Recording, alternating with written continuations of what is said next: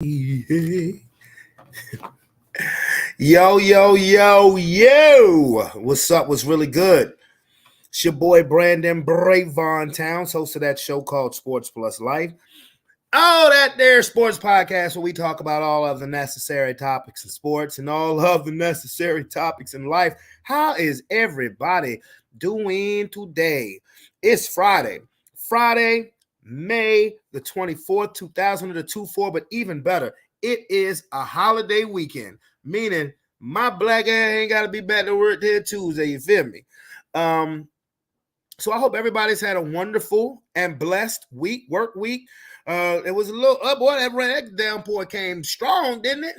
Well, at least where I was at, out there in Ashland, downpour came strong. But anyway, before we move forward, definitely got to give shout out to Two Tough Sports, that Madden Gamer League on Twitch, where all the games are broadcasted on Twitch. And if you think you're a gamer, you think you a baller, you think you a shot caller, come to Too Tough, baby. And of course, Heather's Craft Haven on TikTok. My sis from another miss. We got that merch coming. You're going to see a couple of shirts. I'm going to be rocking a shirt next week. That ain't 80 proof. That's ginger ale and juice. Robert Chandler has not come on the screen yet, so I don't need no 80 proof yet. But anyway, yes, it's Memorial Day weekend. I hope everybody is safe. Hey, boo, how you doing? I hope everybody is safe. For one, I hope everybody has a safe weekend, because y'all know them boys gonna be out there. So if y'all planning on going clubbing, partying, anything, either tonight, tomorrow, or even Sunday, please be safe. Yo, if it ain't worth your freedom, just call an Uber or a Lyft. It is what it is. I'm being serious. I don't want to hear about nobody getting locked up and won't let you out until a judge see your ass on Tuesday, which means you're gonna miss a day of work. No. I'm straight, sugar. You see me. I'm doing my thing. I'm good. Ready for this weekend. Gonna put some food on the grill tomorrow. Take my kids swimming. Oh my goodness. Yeah, tomorrow. I'm gonna have some fun tomorrow. And then Sunday and Monday, I'm gonna be like, yo, everybody, leave me the fuck alone. Unless you coming to me. Don't ask me to go nowhere. If y'all want to come see me, come holler at your boy. Y'all come holler at your boy, but I ain't going nowhere. You feel me? But what do we have? What are we going to discuss today on today's show? It's going to be very entertaining, as usual, especially on a Friday, Sports Plus Life talking ish. No, I don't want to hear no take me, because your ass was on the East Coast and ain't holler at your boy. So don't talk about take me unless your ass is still here on the East Coast and you ain't come holler at your boy or nothing. We're talking about some take me. People want to say take me when you 500, 1,000 miles away. Come on, cuz. Exactamundo. But so what do we got? I don't want to hear that. I don't want to hear that. Nope. I don't want to hear that. Anyway, what are we talking about today? The NBA playoffs, conference finals. Eastern Conference Finals are done. Okay. Prove it. In regards to your last comment, boo, prove it. Anyway, the Eastern Conference Finals, the Boston Celtics are the luckiest fucking team in the NBA this year when it comes to the playoffs. So we're going to talk about the conference finals. We're also going to talk about this history that was made today in the NCAA, as well as Ryan Garcia. And then, of course, y'all know what time it is. Conspiracy theories with Robert fucking Chandler. I got a couple of videos I want to play, though. Some things that happened over this past week that just, to me, it made me laugh. Sometimes, Robert takes things a little too seriously. But how do I want you to prove it? Use your imagination. I have a door. When I open it, use your imagination. Anyway, and I'm not being in that comment. Don't read nothing. I am not being inappropriate. Anyway, and I'm cooking some ribs tomorrow too. But yeah, I got some videos that I want that I want to watch. Probably right at the beginning of conspiracy theories. Like I said, Robert tends to take things a little too seriously, but it's fun. It's funny as hell. That make it even funnier because I don't take things too seriously because I mean, I don't always need to have the mindset that shit is fucked up, because shit is always going to be fucked up. It's just how are you going to approach it? How are you going to handle it? I mean, it just is what it is. But let's talk about this basketball. Last night, the Boston Celtics went up 2-0 after Indiana gift wrapped them. They gift wrapped them game one. Indiana had that shit won and found a way to lose, and then got handled. And then on top of that, Tyrese Halliburton, the Pacers star player, pulls his hamstring. He's probably 9 times out of 10, he's probably done for the series. Boston will probably sweep Indiana now. Boston has been the luckiest team this playoffs. Every team they played, their best player has been fucked up. Or one of their best players has been messed up. No, they play. Yeah, at some point in time, the team's best players gotten fucked up. Jimmy Butler got fucked up in the play-in. Donovan Mitchell in round 2 gets fucked up, and now Tyrese Halliburton gets fucked up. And Celtic fans is probably bragging with your bitch ass chest out. Hey, we got no. You guys have been lucky. You guys have dealt. Can I say I can't say that it's Boston's fault that the players are injured. I don't know. Maybe Donovan Mitchell and Tyrese. Can't say that about Jimmy Butler, but Donovan Mitchell and Tyrese Halliburton, yeah, I can point a little bit of finger at y'all. So y'all been lucky as hell. The real conference final series is in the West between the Dallas Mavericks and the Minnesota Timberwolves. They're about to tip off game 2 right now as we speak.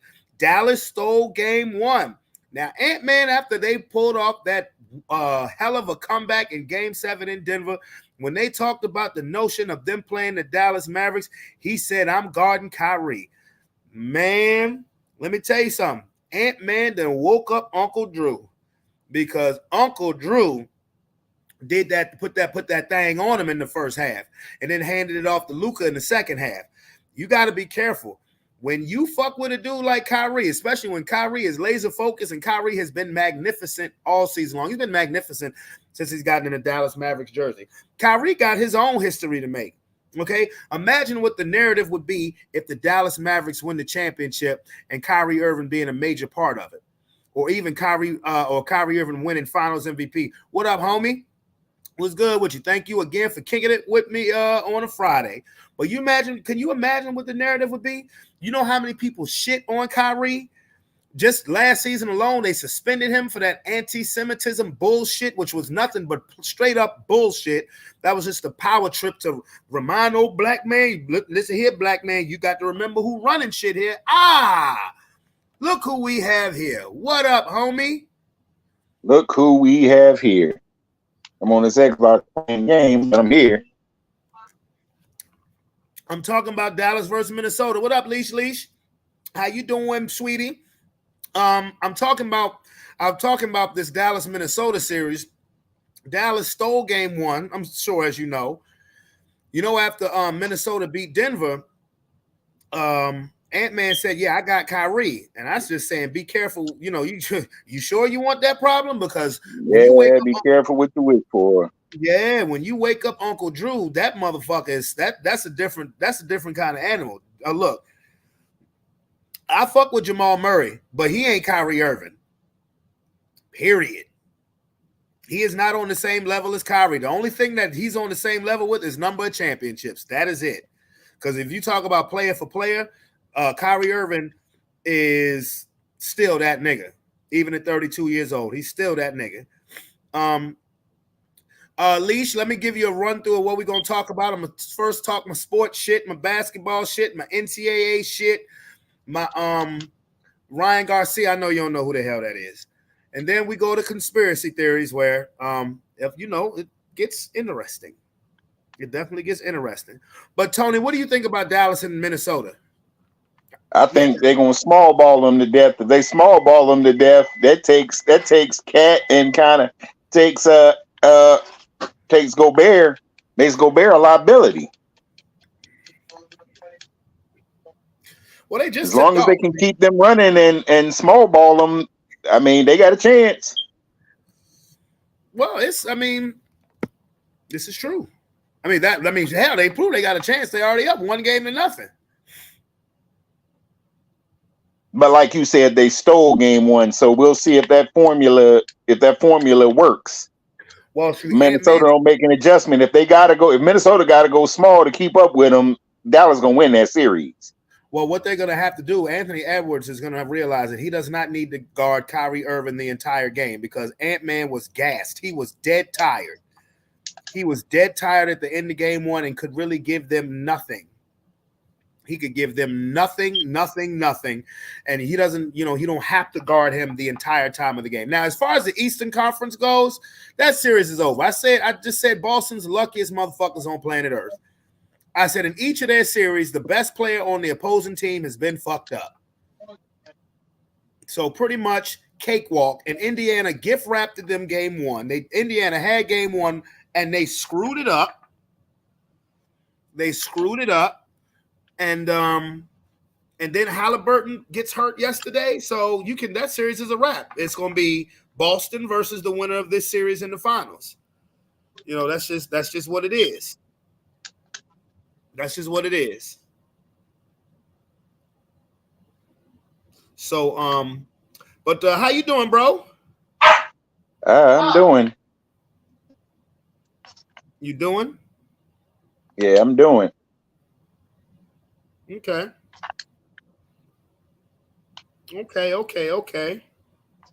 That's what's up. Now, did you hear about the news with the NCAA? Yeah, that they getting paid. Yes, the Power 5 conferences have agreed to pay their players. So this is something that is long overdue. So the NCAA, as we know it, is no more.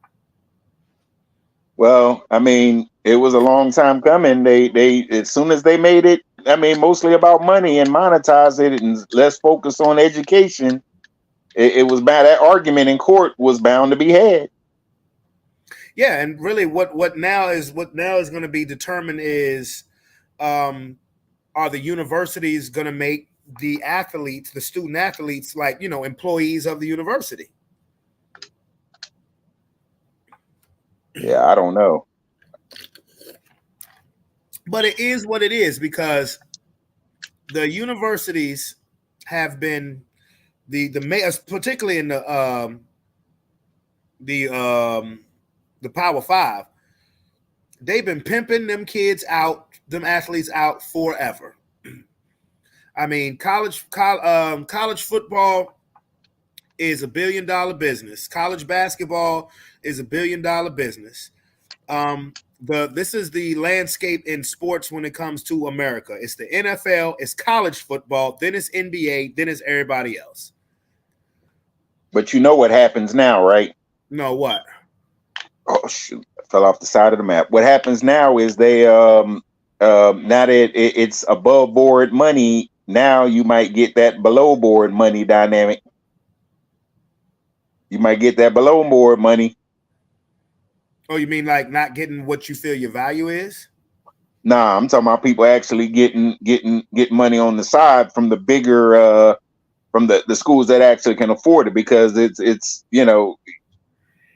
you're going to have the competition committee saying the playing field should be even in terms of that, because everybody's going to want to try to get paid. So, who's going to go to these smaller schools if they ain't got the money to pay them?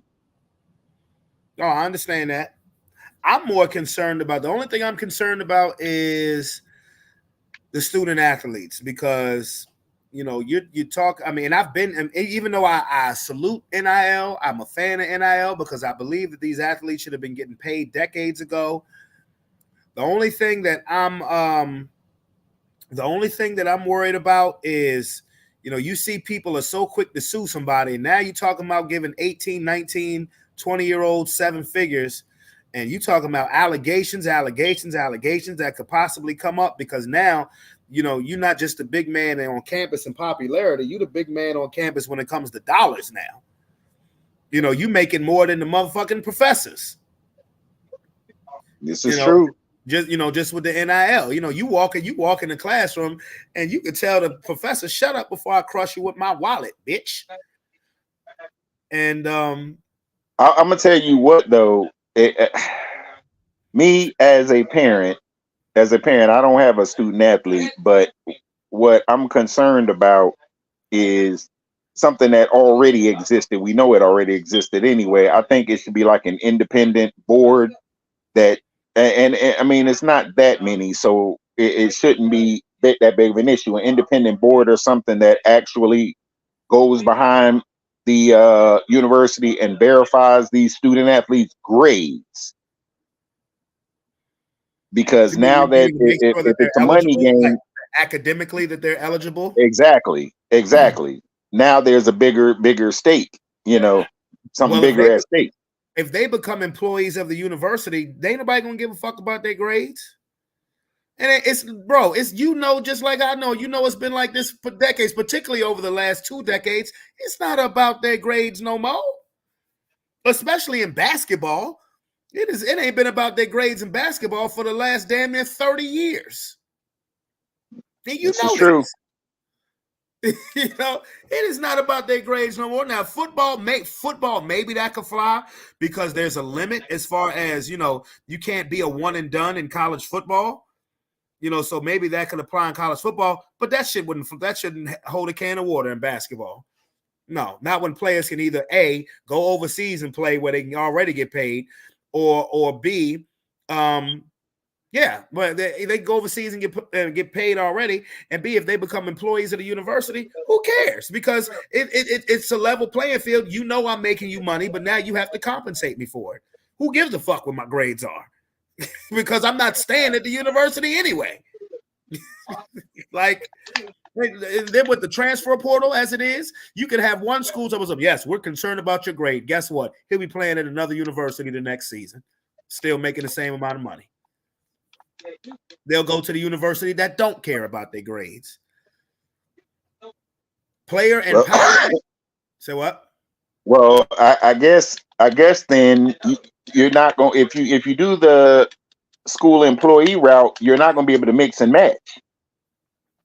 That is You're true. not going to be able to mix and match that student athlete thing. Now that what that is true, because if I was the hey Spark 369, okay.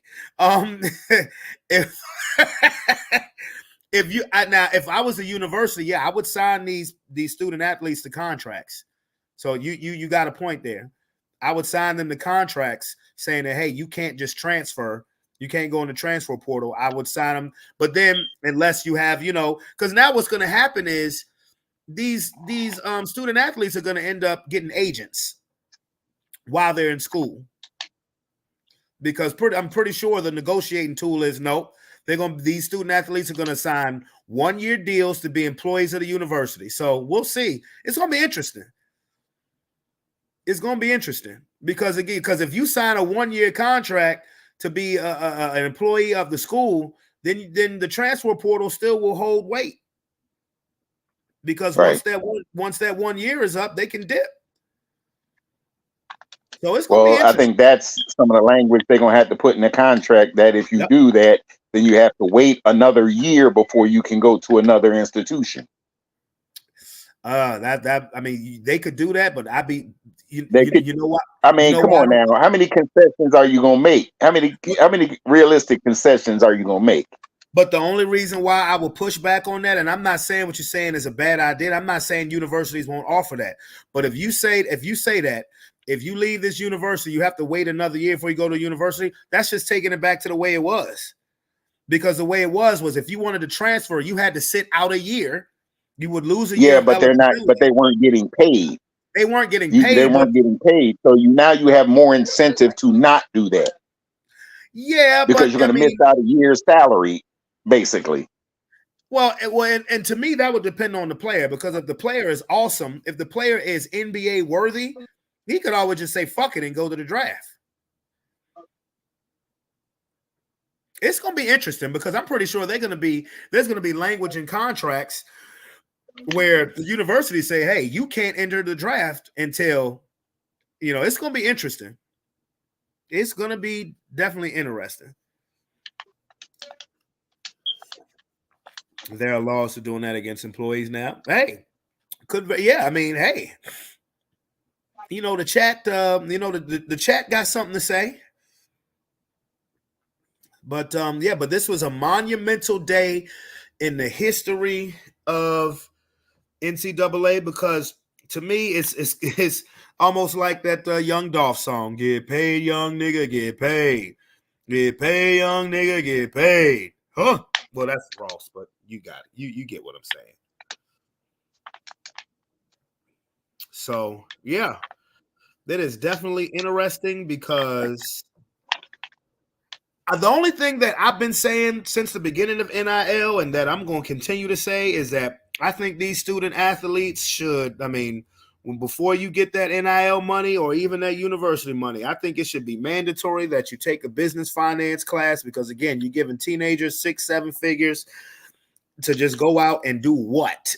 To just go out and be the big man or big woman on campus. The first thing that's gonna come is everybody that your family gonna have their hand out because you're gonna be the now the breadwinner for most people, for most situations. That one male or female is gonna be the breadwinner of the family.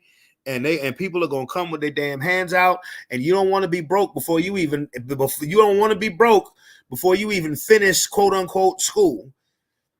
And and fuck going to It's the gonna club. be a whole lot of ghetto mamas trying to get paid. Man, say it again, bro. You ain't lying. They're gonna be Imagine, breeding. They're gonna be breeding them to play basketball. If they ain't already doing it that before, they definitely gonna do it now. man, they think we ain't gotta wait. We ain't got to wait until if he a football player, we ain't gotta wait till they 21. They a basketball player. We ain't gotta wait till he 19 or 20. Man, bruh, you already know what time it is. You already know what time it is. It is going to be. It is time. You already know. And these motherfuckers out here, they need to have some financial literacy about themselves. Otherwise, a lot of these people are going to be fucked up in the game. They are going to be fucked up in the game. And shit. Like I said, I'm happy the players are getting paid, but I want there to be some responsibility to it. Because imagine going to university in Miami or going to UF or the USC. You know what I'm saying? And you making that type of money living on campus. Everybody like oh my goodness. Imagine going to university, being in Miami, going to University of Miami on an NIL deal where you're making about $3 million a year. Now I understand, I've never been to Miami before, but I've heard it's expensive as fuck. So I'm pretty sure that money could go pretty quick if you're not smart. I don't know if you've ever been to Miami. Be a bunch of young men in trouble. Now niggas, be a bunch of young men in trouble, hanging out on South Beach with money. Now niggas got the money at least to party for a night or two with Khaled and Drake and Ross and all of them, at least for one night. Oh, buddy. Even though if you've been watching the news in 2024, y'all young athletes, student athletes, stay the fuck away from your favorite celebrity. Stay the fuck away from your favorite rapper. Stay the fuck away from your favorite singer. Leave them alone. I beg of you, please leave them alone at least until 2026. I'm serious. I beg of you. Please be smart with your dollars. Oh my goodness gracious. I'm going to move into the news of boxing. Ryan Garcia. You remember he had that upset win over Devin Haney a month ago and tested positive for some performance-enhancing drugs. Let me see. The owners and schools love giving poor, uneducated, financially ignorant black kids globs of money. They screw up and give it all back. Well, that's very true. That's why, bro, before I get back to Ryan Garcia, that's why I say, bro, if they gave black people reparations, any financial debt that we be in would be solved overnight. I don't know why they don't do it. I mean, I know why they won't do it, and it's a bunch of hoe shit.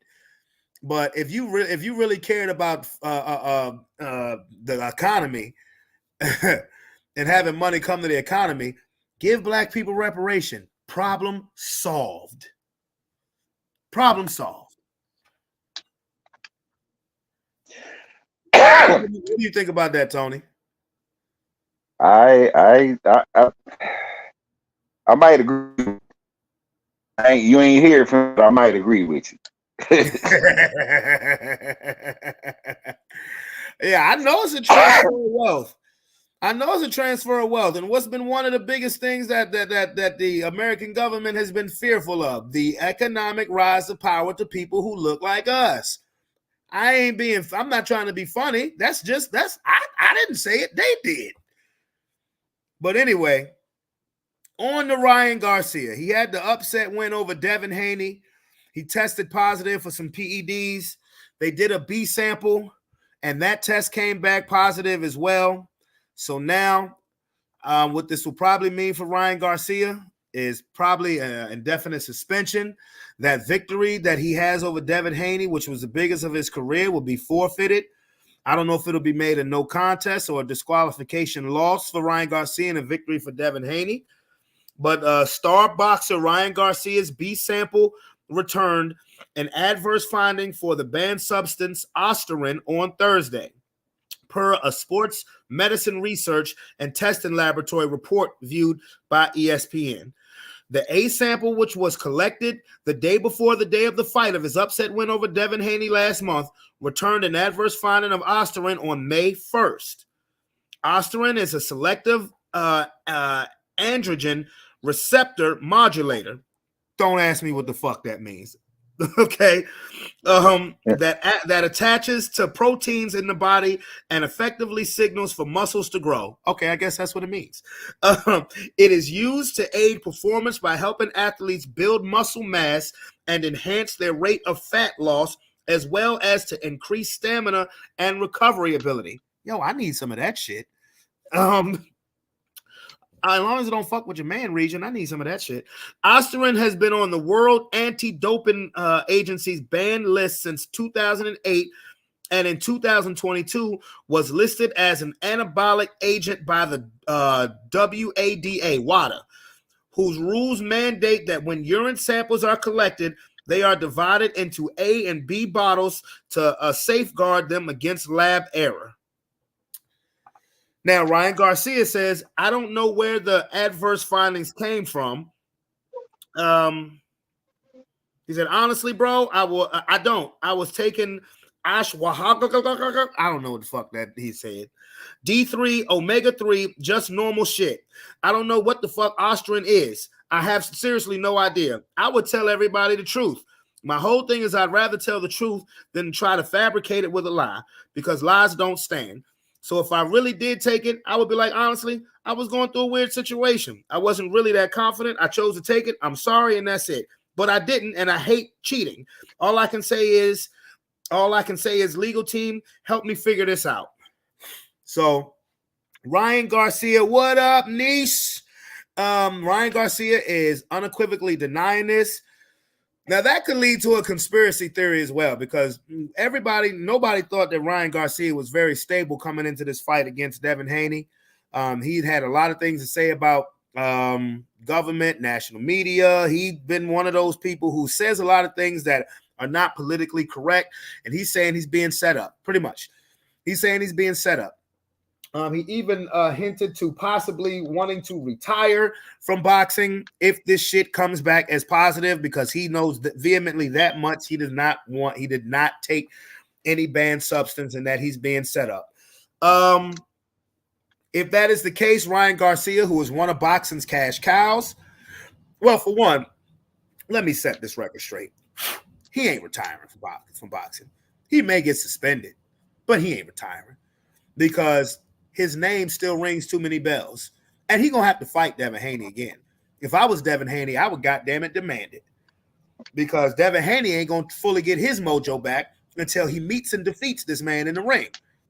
Because if you feel like he cheated, bruh, I got to see you, bitch nigga. I got to see you. So basically he's saying that they spiked his blood sample. I mean, which is, I wouldn't say is out of the realm of possibility, especially with the level of fuckery that goes on and nowadays. I mean, it just is what it is. So But he said, huh? but let me chime in, and I don't really like do boxing, but I'm gonna chime in on the thought process. If this something's been banned since that long, the likelihood that they would spike, they seem if they spiked and were trying to, they would jam him up with something that was like common and recent rather than something obsolete. It would seem Right. more likely somebody taking something obsolete that they feel like they aren't testing for no more. Since it's people using different stuff now, so you think it'd be more likely against him than in his favor. If somebody's spiking it just doesn't make sense. Because where would you get something obsolete like that? No, that's true. That's true. I don't know the man, but I'm just saying it would seem more likely that you would try to get over with something you felt like they weren't testing for anymore versus somebody spiking, setting you up with something that they not testing for no more, for real, for real. That less obvious. So I'm true. just saying. So true. I would like to now before we get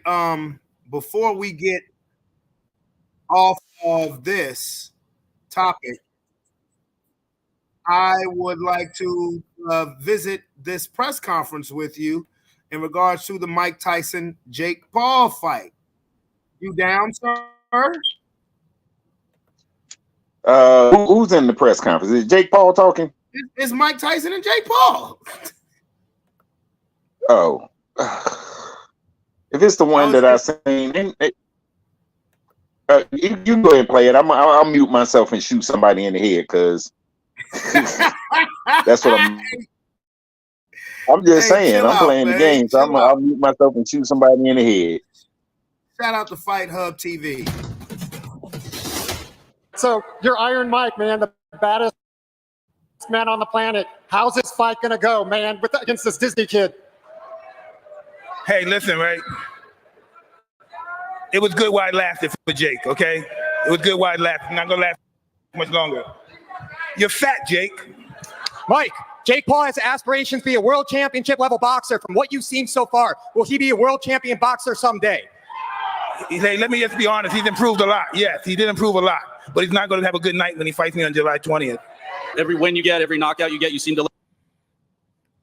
Talk that shit, Mike. Talk that shit, Mike. Let him know what's up. Mike look like he ain't playing games.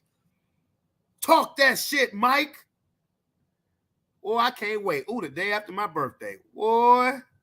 Level up, but there's still people. There's haters against you. There's people that say you aren't a real boxer. If and when you beat Mike Tyson, is this the fight that puts the stamp on Jake Paul, the boxer? Yeah, 100%. They say he's the baddest man on the planet, so let's find out. Apparently, he's the final boss, moving up to heavyweight and continue to prove all these dumbasses wrong. That's what I do my whole entire life. Boo yourselves. Boo yourselves. Jake, I will say this. It's one thing to fight athletes, another thing to fight KSI. What in the hell went through your mind when you said, you know what, I want to fight Mike Tyson? I love the biggest challenges in the world. That's what's made my whole entire career, is taking big risks. And I want the toughest guy out there. I want the biggest fights. And making history is what I've done my whole entire career. And this is no different. Netflix, Mike Tyson, it doesn't get any bigger than this. And everyone will see July 20th. I will prove them wrong once again. I think. Tony, any comments on what you're hearing? Unmute yourself, sir. I'm unmuted, sir. I say the same thing, that anybody listening to that would say, do not write checks that your pale white ass cannot cash. And that is arguably the worst thing. That is arguably the worst thing that this man could do. Why he would do that? I mean, I know it's good for publicity and this, that, and the other, but you talking to a fool. Mike Tyson has been a fool basically his whole life when it came to violence. And you talking and you giving him reason, instead of just staying humble and saying, hey, it'd be nice to fight a legend, to test myself, whatever. You want to poke the bear, you want to slap the bear All this, yeah. Well, the bear's coming for you. All right, well, let's continue. See July 20th, I will prove them wrong once again. I think you're suicidal. That's what I think. How do you respond to people who are critical about this fight taking place in the first place at all because of your differences, particularly your age? Well, I don't see too many people critical about it. Look at this. Ha ha ha ha. Critics, I mean. Excuse me? Critics, people. Who? Tell me who. Name it somebody. Folks. You? Who? No, folks who say it. Thanks. Yeah, no, thanks. My question's for Jake. Jake, you say you want to be a serious boxer and you want to be a contender and be a title holder. So then when in your career are you going to actually fight a contender in your weight class and not do gimmick fights? I think he just called Mike Tyson a gimmick. Mike Tyson's 58 years old, or will be at the time of the fight. Yes. So as will much you as I fight him? respect Mike Tyson Will you and fight his, him? What did you just call me again? I didn't call you anything. What did you call me? I didn't call you anything. It's been 4 years in this sport, and I've done more to it than any boxer in the history of the sport. So in due time, sir, I will be fighting for a world championship, and I will be shutting you the fuck up and making you eat your own words, just like the rest of these fucking punks. What makes each of you so confident that you'll? Hey, Mike said, "What did you call me?" Oh boy, Tony. Yeah. They Well, trying to stir- I mean, trying to stir up. And you know what? That was the best question of the fucking night, because that was the best question. Yeah. Well, I mean, he's directing it at the wrong person because the man sitting next to him think he's a gimmick. Right. You know, Right. that was kind of the reporter's reference. I get what the reporter was trying to say, Right, but me too. again, he wasn't wrong in what he was No, he saying and how Paul is carrying it. He wasn't. Jake Paul tried to spin that shit. He tried to spin that shit to make Mike Tyson mad at the reporter. No, it was a legit question. When are you going to fight a person who actually is an active boxer in your weight class and stop fighting gimmick fights? You fighting a dude that you're 31 years younger than. It just happens to be a 31-year-old man that's older than you that's going to put your bitch ass to sleep. Yeah. Boy, Mike Tyson back in his bag right now. Get the win come July 20th. I don't know. Picture me losing to him. Hold on. What? You're going to have a lot of pictures of Mike. Wait a minute. I don't know. Picture me losing to him. Hold on. Let me rewind that question. You're going to have a lot. That was a funny ass question. It's been 4 years in this sport, and I've done more to it than any boxer in the history of the sport. So in due time, sir, I will be fighting for a world championship, and I will be shutting you the fuck up and making you eat your own words, just like the rest of these fucking punks. What makes each of you so confident that you'll get the win come July 20th? I don't know. Picture me losing to him. You're going to have a lot of pictures of it, Mike. Majority of your fights, we've certainly seen the power on display. Who did he knock out? Who did he knock out? Little children. He didn't never knock out a real man. Come on. He's questioning your power, Jake. He's saying you haven't knocked out a legitimate fighter of his ilk. He didn't knock out Tommy Fury. Ooh. Your response to that, Jake? Hey, look, he's right. I can't stand here and say I did those things. But what I promise to the people is on July 20th, Mike will be put to sleep, and he will feel my power. And I will go down as the man who put Tyson to sleep for the last time.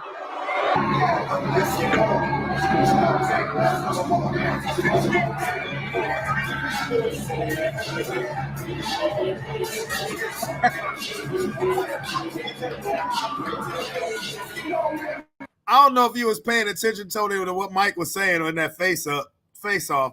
Mike looked at him. He said, "You a bitch." He said, "I'm ready." He said, "You a bitch." He said, "I'm ready."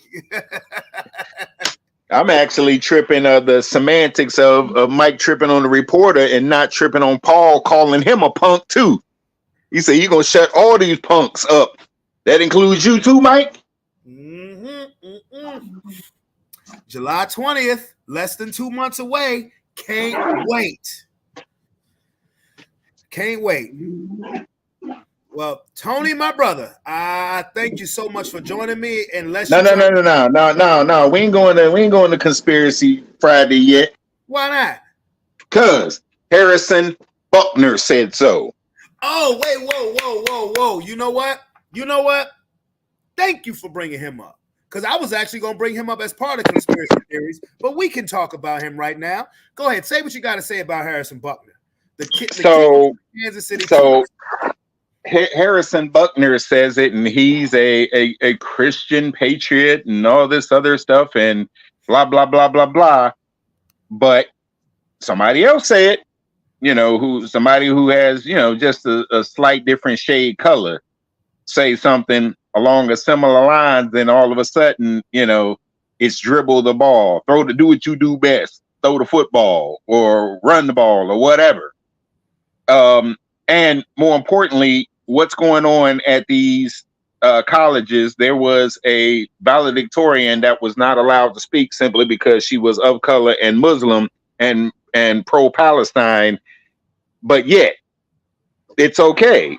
This is a college graduation, and you're telling this audience that's comprised of women who are about to enter the professional field that they're better off being at home barefoot, pregnant, doing what wives and stuff supposed to do. If that ain't the most sexist trope right there at a graduation, and yet people are defending it as if.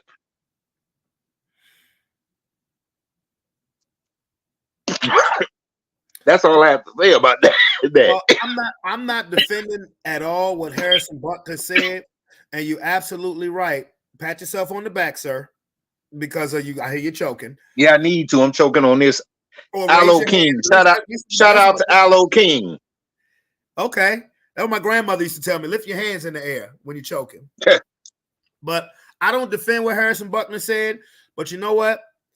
I'm not ready. And you're right. If he was black, it would be a whole different thing. But I am going to say this. I'm not mad at him for saying what the fuck was on his mind. And I'm sick of that happening with today's society.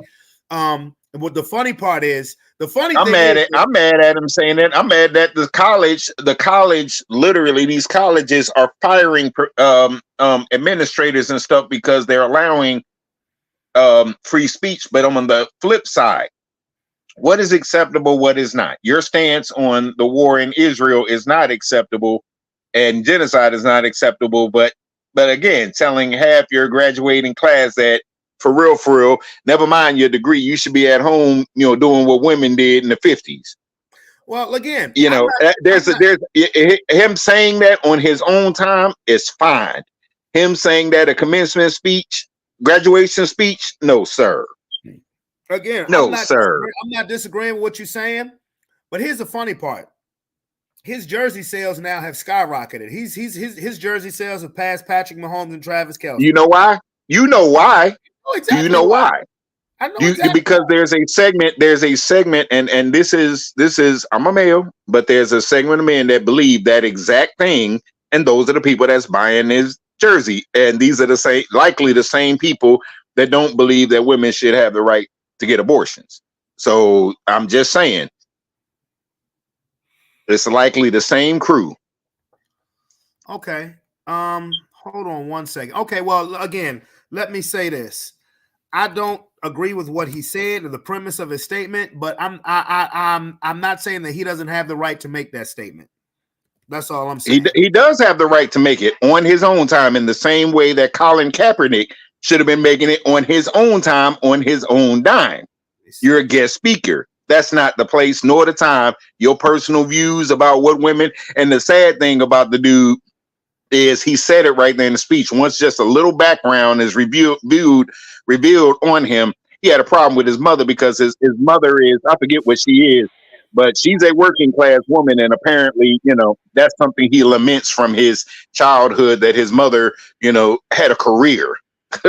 And so, you basically, a dude was venting, based on his childhood. Go somewhere with that. Tell somebody that in the interview who cares to listen. You're there for a commencement speech, supposed to be speaking something positive to these young adults, and you hear venting your personal views about what women's role in society is supposed to be. Okay, well, I just got asked to play the speech, So I'm going to do so. I'm going to play bits and pieces of it. I will do so. I don't have no problem with that. This speech made waves again. I don't have a problem. I mean, we see that differently. I don't give a fuck if he made the speech. I don't give a fuck where he made the speech at, because I don't agree with it. But if that's how you feel it, then damn it, that's how you feel. Whatever it is, what it is. That's that. I mean, blame the university for letting this motherfucking ass speak.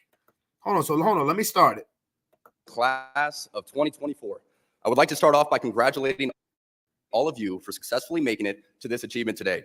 I'm sure your high school graduation was not what you had imagined, and most likely neither was your first couple years of college. By making it to this moment through all the adversity thrown your way from COVID, I hope you learned the important lessons that suffering in this life is only temporary. As a group, you witnessed firsthand how bad leaders who don't stay in their lane can have a negative impact on society. It is through this lens that I want to take stock of how we got to where we are and where we want to go as citizens and, yes, as Catholics. One last thing before I begin. I want to be sure to thank President Minnis and the board for their invitation to speak. When President Minnis first reached out a couple of months ago, I had originally said no. You see, last year I gave the commencement address at my alma mater, Georgia Tech, and I felt that one graduation speech was more than enough, especially for someone who isn't a professional speaker. But of course, President Minnis used his gift of persuasion and spoke to the many challenges you all faced throughout the COVID fiasco and how you missed out on so many milestones the rest of us older people have taken for granted. Now, do you think that this is just a religious trip? Well, partly, I guess, right? You haven't gotten to the meat of the controversy. I mean, but as Catholics,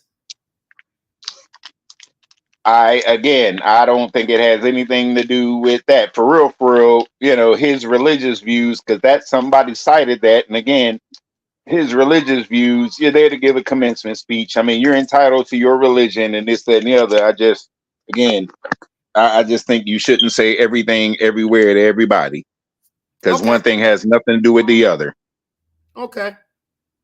Well, I'll go back to it. While COVID might have played a large role throughout your formative years, it is not unique. Bad policies and poor leadership have negatively impacted major life issues. Things like abortion, IVF, surrogacy, euthanasia, as well as a growing support for degenerate cultural values in media, all stem from the pervasiveness of disorder. Our own nation is led by a man who publicly and proudly proclaims his Catholic faith, but at the same time is delusional enough to make the sign of the cross during a pro-abortion rally. He has been so vocal in his support for the murder of innocent babies that I'm sure to many people, it appears that you can be both Catholic and pro-choice. He is not alone. From the man behind the COVID lockdowns to the people pushing dangerous gender ideologies onto the youth of America, they all have a glaring thing in common. They are Catholic. This is an important reminder that being Catholic alone doesn't cut it. These are the sorts of things we are told in polite society to not. Now, we are getting now to the meat of the conversation. So you're now into your religious / political views and mentioning abortion, COVID, and what are you doing? Right, like what? And you're attacking, not even knowing if they are in fact gay people in the audience. You're attacking gay people too. Okay, all right. Your personal views. There's a time and a place for it. That ain't it. Okay. Amen. They are Catholic. This is an important reminder that being Catholic alone doesn't cut it. These are the sorts of things we are told in polite society to not bring up. The difficult and unpleasant things. But if we are going to be men and women for this time in history, we need to stop pretending that the Church of Nice is a winning proposition.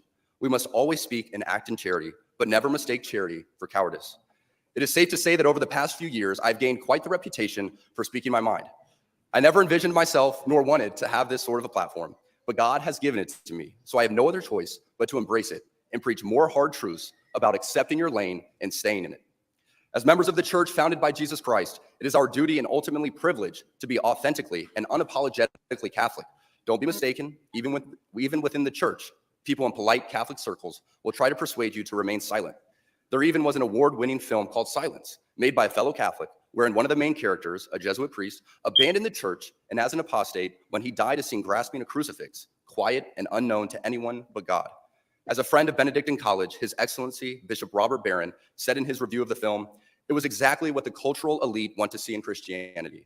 private, hidden away, and harmless. Our Catholic faith has always been countercultural. Our Lord, along with countless followers, were all put to death for their adherence to her teachings. The world around us says that we should keep our beliefs to ourselves whenever they go against the tyranny of. I got a question for you. Now, you said, Yep. you know, your beliefs, your, you know, time and place. This is not his alma mater. So what I'm saying is that, like, you know, he went to Georgia Tech. He's a Benedictine. You don't think that they knew what he was going to say, knowing that he had history doing this? I would say, yeah, but at the same time, again, we had a valedictorian that was basically canceled because they were unsure what she was going to say. Again, and to be fair, it's a Catholic oriented school, but some of the things that he said contradict the Pope, things that the Pope has even said recently. So the dude he's flying by the seat of his pants. He's winging it. In terms of what he's saying. I don't know if I totally. I think that the university knew what the hell he was going to say. I do. I think they totally knew. I think. Well, either way, as a man, an individual, it still falls on him to go out there and say it. Okay. Even if they did have an idea, general idea, read a copy of the speech, doesn't really matter. It still falls on him because he made the decision. Okay. They asked, he chose to speak. So the heat falls on him. The reason why this is such I guess, a thing, just imagine. I don't want to turn into a racial thing, but let's just imagine inflammatory rhetoric. What can be considered inflammatory rhetoric? Well, imagine if, say, any of the HBCUs asked Farrakhan to come speak. Now, never mind the fact that they asked Farrakhan to come speak. We do know that Farrakhan can say one thing in a speech, and we know that he can say another thing. We know that he can give a speech to appeal to a wide audience without alienate or targeting anybody, because he did that very thing, say, during the Million Man March type stuff. Well, and on various talk shows. But what if he comes up there and espouses his political view and say, you know, we know that they the devil, and we need more educated young black people to go out here and join the workforce so that we can combat this evil that the white man has, you know, and all this other stuff. If he said that very thing, you can imagine what kind of controversy. Absolutely. The same rule would apply. He's espousing his political views. He's espousing his religious views. He's saying something that there is some elements of truth to, and he's speaking to a friendly audience. That's exactly what the viewpoint is. Well, he's at a Catholic school, so he's speaking to a friendly audience. But the fact of the matter is, not everybody enrolled there may be Catholic. That's not a requirement. This is not like a grade school, or even with a grade school. My wife attended Catholic school and she wasn't Catholic. So I attended Catholic school. Right.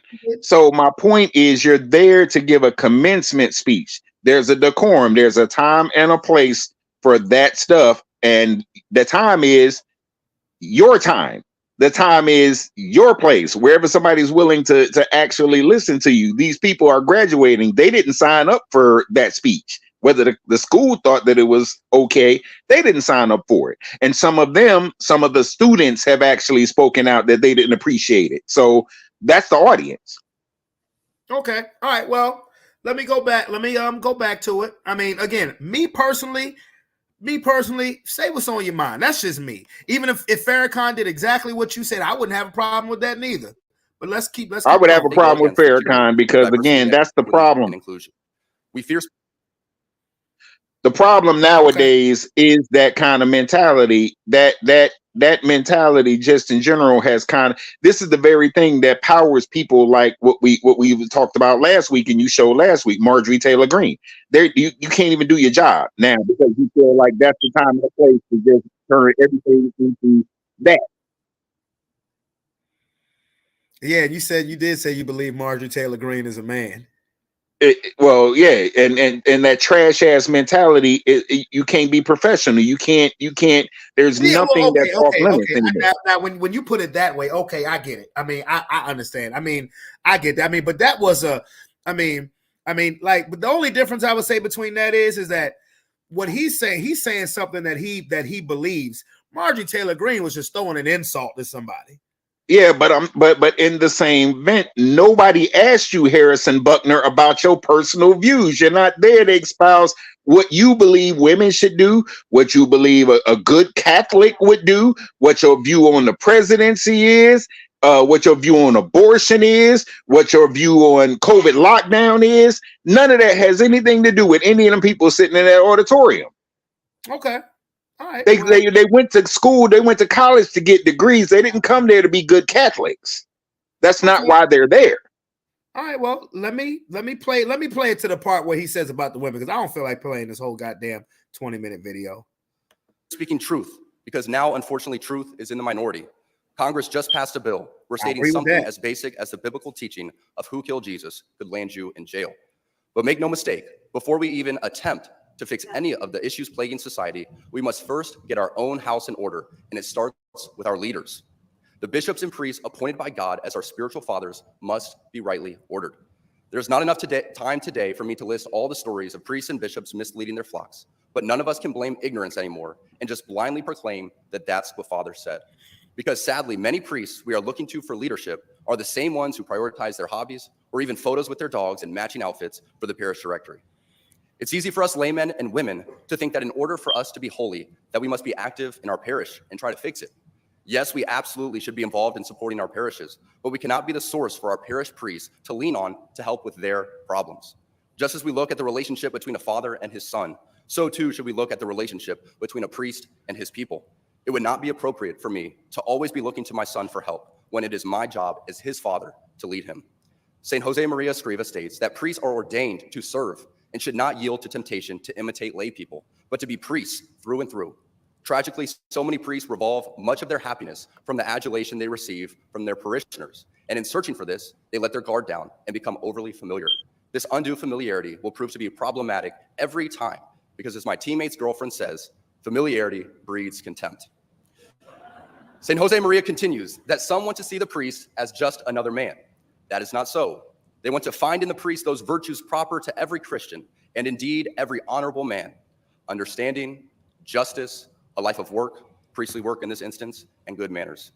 It is not prudent as the laity for us to consume ourselves in becoming amateur theologians so that we can decipher this or that theological teaching, unless, of course, you are a theology major.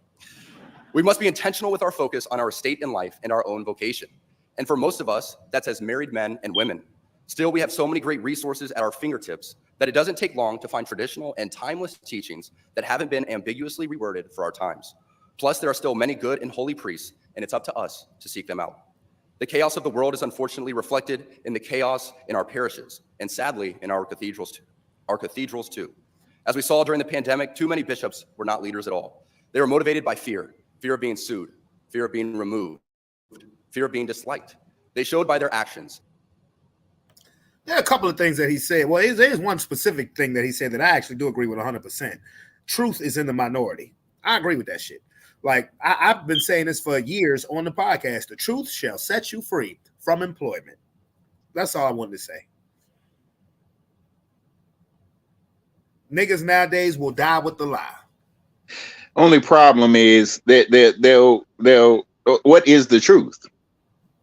That's the problem. I mean, everyone says they want the truth. Everyone says they want to speak the truth, but they ignore certain truths and claim that other things are true. And in the big picture, this young man is doing that very thing right now. He literally is doing that. What I'm saying, though, and when it comes to like truth or whatever, every situation is different. You know, and when it comes to what is the truth, every situation is different. I mean, what people don't understand is truth is truth. Truth is not just your belief. That's what he's doing right now. He's saying his belief is the truth. Okay. No, I mean, okay. I mean, but that was just my opinion. That's my opinion. I ain't talking about, I mean, that's just my opinion as far as that comment goes. But let me get it rolling again. Intentional or unintentional, that the sacraments don't actually matter.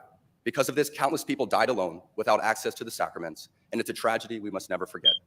As Catholics, we can look to so many examples of heroic shepherds who gave their lives for their people, and ultimately, the church. We cannot buy into the lie that the things we experienced during COVID were appropriate. Over the centuries, there have been great wars, great famines, and yes, even great diseases. all that came with a level of lethality and danger. I thought you said you weren't playing this whole thing. I'm about to skip past and some ensure of that this. they're peers. So instead of fitting in the world by going along to get along, they too need to stay in their lane and than they are with saying the difficult stuff out loud. It seems that the only time you hear from your bishops is when it's time for the annual appeal, whereas we need concrete examples for people to look to in places like Benedictine, a little Kansas college built high on a bluff above the Missouri River, are showing the world how an ordered, Christ-centered existence is the recipe for success. You need to look no further than the examples all around this campus, where over the past 20 years, enrollment has doubled. Construction and revitalization are a constant part of reporters at the AP could not have imagined that their attempt to rebuke and embarrass places and people like those here at Benedictine wouldn't be met with anger, but instead met with excitement and pride. Not the deadly sin sort of pride that has an entire month dedicated to it, but the true God-centered pride. Okay, wait a minute. Okay. Liberal arts school with nothing to set it apart. Such a to a thriving you heard that, right? And a reminder I did. You caught that. Embrace tradition. I did. Success, worldly and spiritual, will follow. I'm certain the reporters at the AP could not have imagined that their attempt to rebuke and embarrass places and people like those here at Benedictine wouldn't be met with anger, but instead met with excitement and pride. Not the deadly sin sort of pride that has an entire month dedicated to it, but the true God-centered pride that is cooperating with the Holy Ghost to glorify him. Woo! Reading that article now shared all over the world, we see that in the complete surrender of self and eternity. Still think he has the right to say stuff? Right here in a little town in Kansas, we find many inspiring lay people using their talents. President Minnis, Dr. Swafford, and Dr. Zimmerer are a few great examples right here on this very campus that will keep the light of Christ burning bright for generations to come. Being locked in with your vocation and staying in your lane is going to be the surest way for you to find true happiness and peace in this life. It is essential that we focus on our own state in life, whether that be as a layperson, a priest, or religious. Ladies and gentlemen of the class of 2024, you are sitting at the edge of the rest of your lives. Each of you has the potential to leave a legacy that transcends yourselves and this era of human existence. In the small ways, by living out your vocation, you will ensure that God's church continues and the world is enlightened by your example. For the ladies present today, congratulations on an amazing accomplishment. You should be proud of all that you have achieved to this point in your young lives. I want to speak directly to you briefly because I think it is you, the women, who have had the most diabolical lies told to you. How many of you are sitting here now about to cross this stage and are thinking about all the promotions and titles you are going to get in your career? Some of you may go on to lead successful careers in the world, but I would venture to guess that the majority of you are most excited about your marriage and the children you will bring into this world. I can tell you that my beautiful wife, Isabel, would be the first to say that her life truly started when she began living her vocation as a wife and as a mother.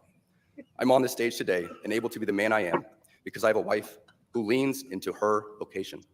I'm beyond blessed with the many talents God has given me, but it cannot be overstated that all of my success is made possible because a girl I met in band class back in middle school would convert to the faith, become my wife, and embrace one of the most important titles of all, homemaker.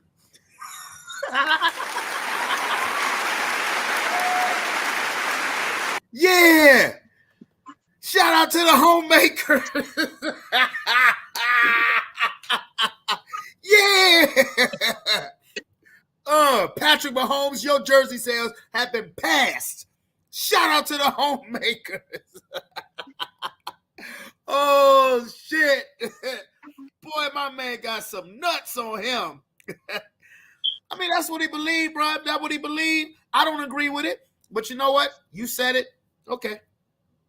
Do I now? And now, see, I've heard some people say the Chiefs would be well within their right to release him. For what? Why? Well, no. My thing is this: you said it, then accept the heat that comes with it. Let's accept the criticism that comes with it. Accept the boos that come with it. Accept whatever comes with it, because you said your personal views. Now people are going to clap back and give their personal views on you, sir. Well, and that's all you can really say about that. I ain't hear no boos in that crowd. Well, again, but that's like he said, that's a small college on the hills in Kansas. Guess what? That man got emotional when he said his wife was. Guess what? You got to travel outside of Kansas, and in the big picture, the grand scheme of things, what you'll find out is, and he'll find this out.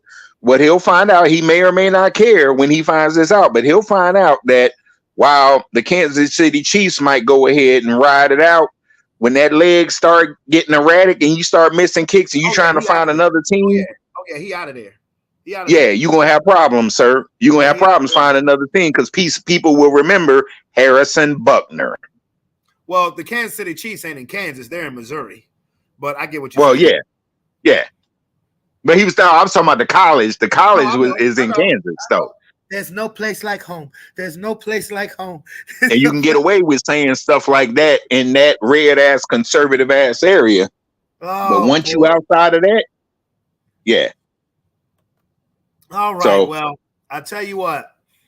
But wait. There's more. We got one more thing, and you can actually bring Rob in on this if you want to, and then I'm leaving if whatever. Rob. But Rob, you're up, sir. You can bring Rob in on this because we got a better topic to talk about than a crazy ass conspiracy. I got a better conspiracy theory for you. I'm conspiring to believe that ultimately they leading up to onslaught. Got to talk about X-Men 97, bruh. Something worth talking about. Huh? X-Men 97. What are you talking about? You ain't watch it yet? Come on, man. What are you doing? The movie? The show. Yeah, X-Men 97. The whole season been done. Oh, what's it on? What's it on? Is it on Paramount, I think? Oh, I gotta check that out. Hold up. X-Men 97, the remake of X-Men 97. I thought you'd have been up on that because you younger than me. I thought you'd have been up on that. Man, I mean, X-Men, I always fucked with the X-Men movies, but I like X-Men, the show. I watched the car. Oh, it's on Disney? Okay, see, the chat is undefeated. Yeah, X-Men, yeah, it's on Disney. Yeah, you're right, Disney. Come on, man. Yeah, they remade that whole thing. It shocked me. It shocked the show shocked me. I'm on it. Rob, what you think about X-Men 97? We can't hear you, bro. You have to unmute your mic, bro. Your mic is muted. Oh, and I'm hearing from the chat saying the shit go hard. Unmute yourself, brother. Yeah, it's actually really good. I had my doubts, but it's actually really good. They changed some stories around, but it's really good, actually. All right, Rob, unmute your mic, dude. Okay, there you go. What up, home? What you think about X-Men 97?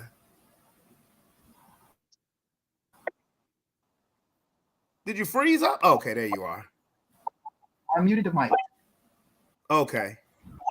It's a delay. Okay, yeah, I got you. All right, no, you good now.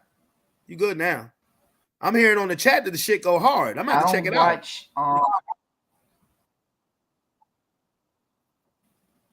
I don't watch any of that for some of those very reasons that you said, Tony, but I'm glad that you picked up on that. And that is like a pre-programming to what we are really capable of, but they've been suppressing our DNA to keep us from reaching our higher selves. So that's what these movies are. That's what the movies are telling. Not a movie. It's a cartoon, bro. Keep it a cartoon. It's a cartoon, Rob. Keep it a cartoon. It's a cartoon. I know what the X-Men represent. They represent black people. That's what they originally created at a time where we couldn't be represented in mainstream comics. But it's a cartoon. Keep it light. It's a cartoon. Okay. We just asking your opinion about the show in general. If you watched it and thought it was good. No, he hasn't seen it. I haven't seen it either, but I'm gonna go watch it. Oh, okay. Yeah, check it out. Check it out. Appreciate it for what it is, fiction, and that it has no deeper meaning other than maybe it does have some deeper meanings here and there. X-Men in general always gonna have a deeper meaning because literally we know based on the creator's words that it was a representative of black people. It literally was us. That we were the same yet different and ostracized because of that. So yeah, if you want to talk about that, then yeah. Which explains the diversity when the new X-Men came, an African weather witch, a blue German that could teleport, a steel or a Russian that could turn his body to steel, an American Indian that was super strong, super fast. Yeah, I get it. That part, yeah. Okay. That's cool. So I just wanted to throw that in there because it is kind of a thing. I'm gonna start watching it this weekend. I know I got a lot of shit to do because I'm after tomorrow. Matter of fact, I'm gonna watch it. I'm gonna watch it probably tomorrow night. Yeah, it's cool. Watch, sit down, London and them, and you could burn through it because the episode's only a half hour, so you could burn through the season. Look, you the person that put me on Snowfall and Ozark, so I rock with it. I would actually, if you're doing the kid thing, I would watch that Knuckles back to back. I see. I do want to watch Knuckles because my son and my daughter, they love the Sonic stuff. So yeah, I am gonna watch Knuckles. I fuck with the Sonic. And you, Rob, I got a specialty for you, sir. Godzilla versus Kong, the new Empire. I want to watch. I don't watch television. I want to watch that shit too. I want to watch that. Matter of fact, I'm gonna have to go on the FS and watch that one because it's been out long enough. No, Rob's not a TV watcher. We the movie buffs. Oh, okay. So, I was trying to turn Conspiracy Friday in the Cinema Friday. Man, hell no. We still got a long way What to everybody go. watching? We got a long way to go. So we about to hit them conspiracy theories up now. So I'm gonna let y'all go do the conspiracies. I'm about to go harass my wife and try to get her on. Listen, y'all. Episode 2 of The Sopranos. She ain't never watched The Sopranos ever. Now I've watched not one episode. Well, she's seen one episode now. I hit her with the Joe Biden. You ain't black if. I'm weak. Okay. All right. Later. Because she hadn't watched The Wire neither. So there you go. I'll hit you up. I'll text you after this game is over. Right now, Minnesota's handling their business. All right. All right. Y'all have fun. Later. They are. Yeah, Minnesota handling their business. What up, though? Now, we have entered that segment of the show. Conspiracy theories. We're over an hour in. We're making good time. Conspiracy theories with Robert fucking Chandler. Now, sir, before you tell us something that we don't know, because I know you're going to do that, I got something, and this is in regards to Joe Biden. Hell, maybe I should have kept Tony around for to see this damn video. I really should have. That's all right. I'm gonna show it. I'm gonna show it to him later. I'm gonna tell you something that you didn't. I know. I want to show you something. Yes, I believe he is. What's his name? D'Angelo Fletcher. He calls for him. Thank you. Anyway, yes. So this is a video that honestly had me weak. Let me play it. Backs on the jackass. Yeah. He's part of the problem. He's trying to abdicate. Can you hear me? Can you hear me? Yeah, I hear you. Okay. So this is Joe Biden, President Joe Biden, he ended up speaking at Morehouse commencement. There were a lot of students who were against it, but he came anyway. And this is a snippet that he's talking to a room full of black men, and he's basically telling them how they have to work 10 times better because America doesn't like them, and you have to be better to get a fair shot. So let me just now you niggers out there on the plantation, you're gonna have to work 10 times harder than a white man. Let me play the clip. You missed your high school graduation. You started college just as George Floyd. I'm sorry. I gotta fix the speed. Okay, I'm sorry.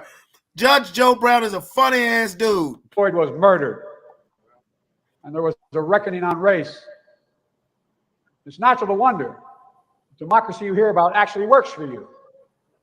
What is democracy? If black men are being killed in the street, what is democracy? The trail of broken promises still leave black communities behind. What is democracy? You have to be 10 times better than anyone else to get a fair shot. Most of all, what does it mean? As we've heard before, to be a black man who loves his country, even if it doesn't love him back in equal measure. You presumptuous bastard, you. I mean, just like if you don't vote for me, you're not black. You presumptuous plantation bastard. This is 2024. This is not 19. What the hell is this ass? This jackass in charge. So this is, I believe, he is. What's his? Hey man, hey Judge Joe Brown is a fool. Like he does not rock with Biden at all. Hold on, let me play it again. What is democracy? Black men are being killed on the street. What is democracy? The trail of broken promises still leave black communities behind. What is democracy? You have to be 10 times better than anyone else to get a fair shot. Most of all, what does it mean, as you've heard before, to be a black man who loves his country, even if it doesn't love him back in equal measure? You presumptuous bastard, you.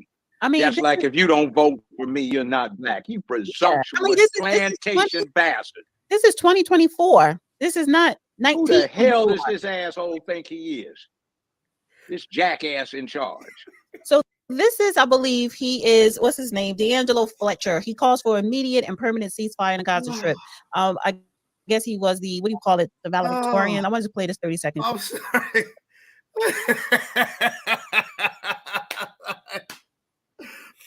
Oh, okay. Now, Rob, now what were you saying, bro? What were you saying, bro?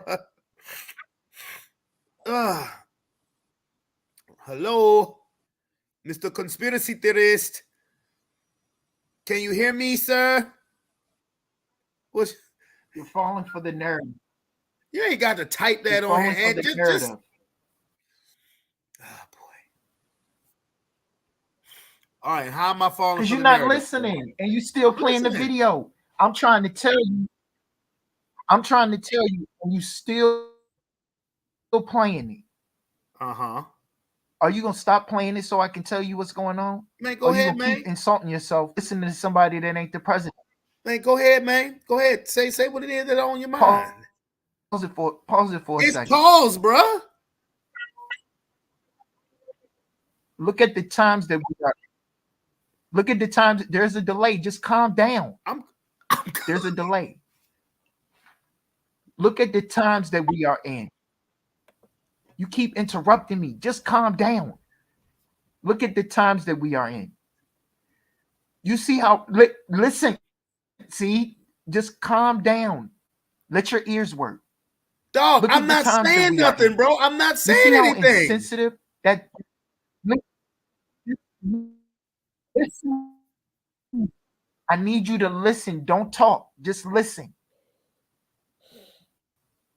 That is a very insensitive statement to make. Who authorized that? That is enough.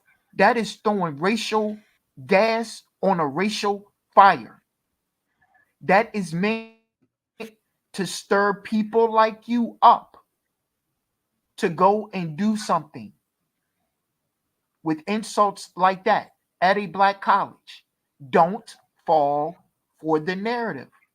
That man is not the president.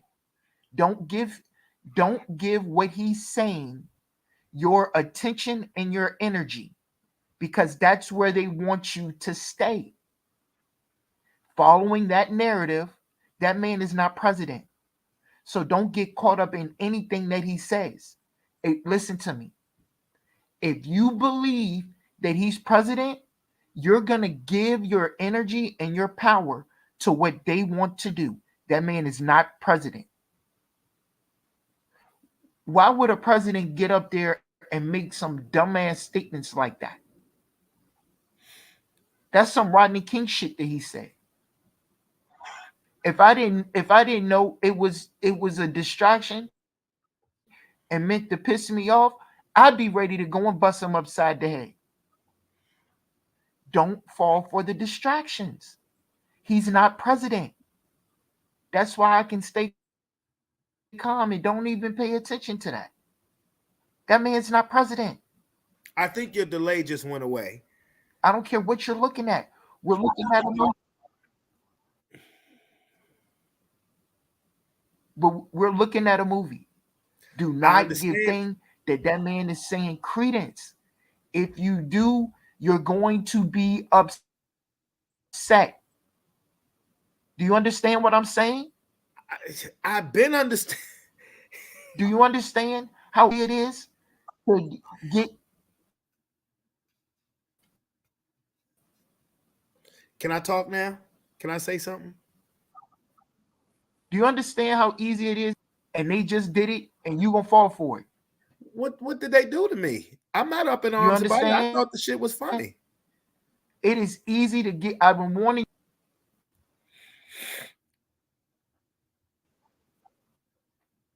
Did you freeze up, sir? It's not even funny. Don't even give it any frequency. Don't even let the bots know that you playing it. Don't give it any airplay. Don't give. That's the easiest way to shut these people down. Cancel them the same way they cancel the truth. You're only giving credence. I'm sitting here as one of your friends. I'm not your best friend, but I'm one of your friends and somebody. We take my word that that man is not the president, and you'll feel a whole lot better about it. Because I know how you do when you be making jokes. You really be upset, but you'll be making jokes just to point it out to people. You'll feel a whole lot better if you follow what I'm telling you. I'm telling you, that man is not president. Yes, Alicia, he's not president. Can I say something now? Oh, listen.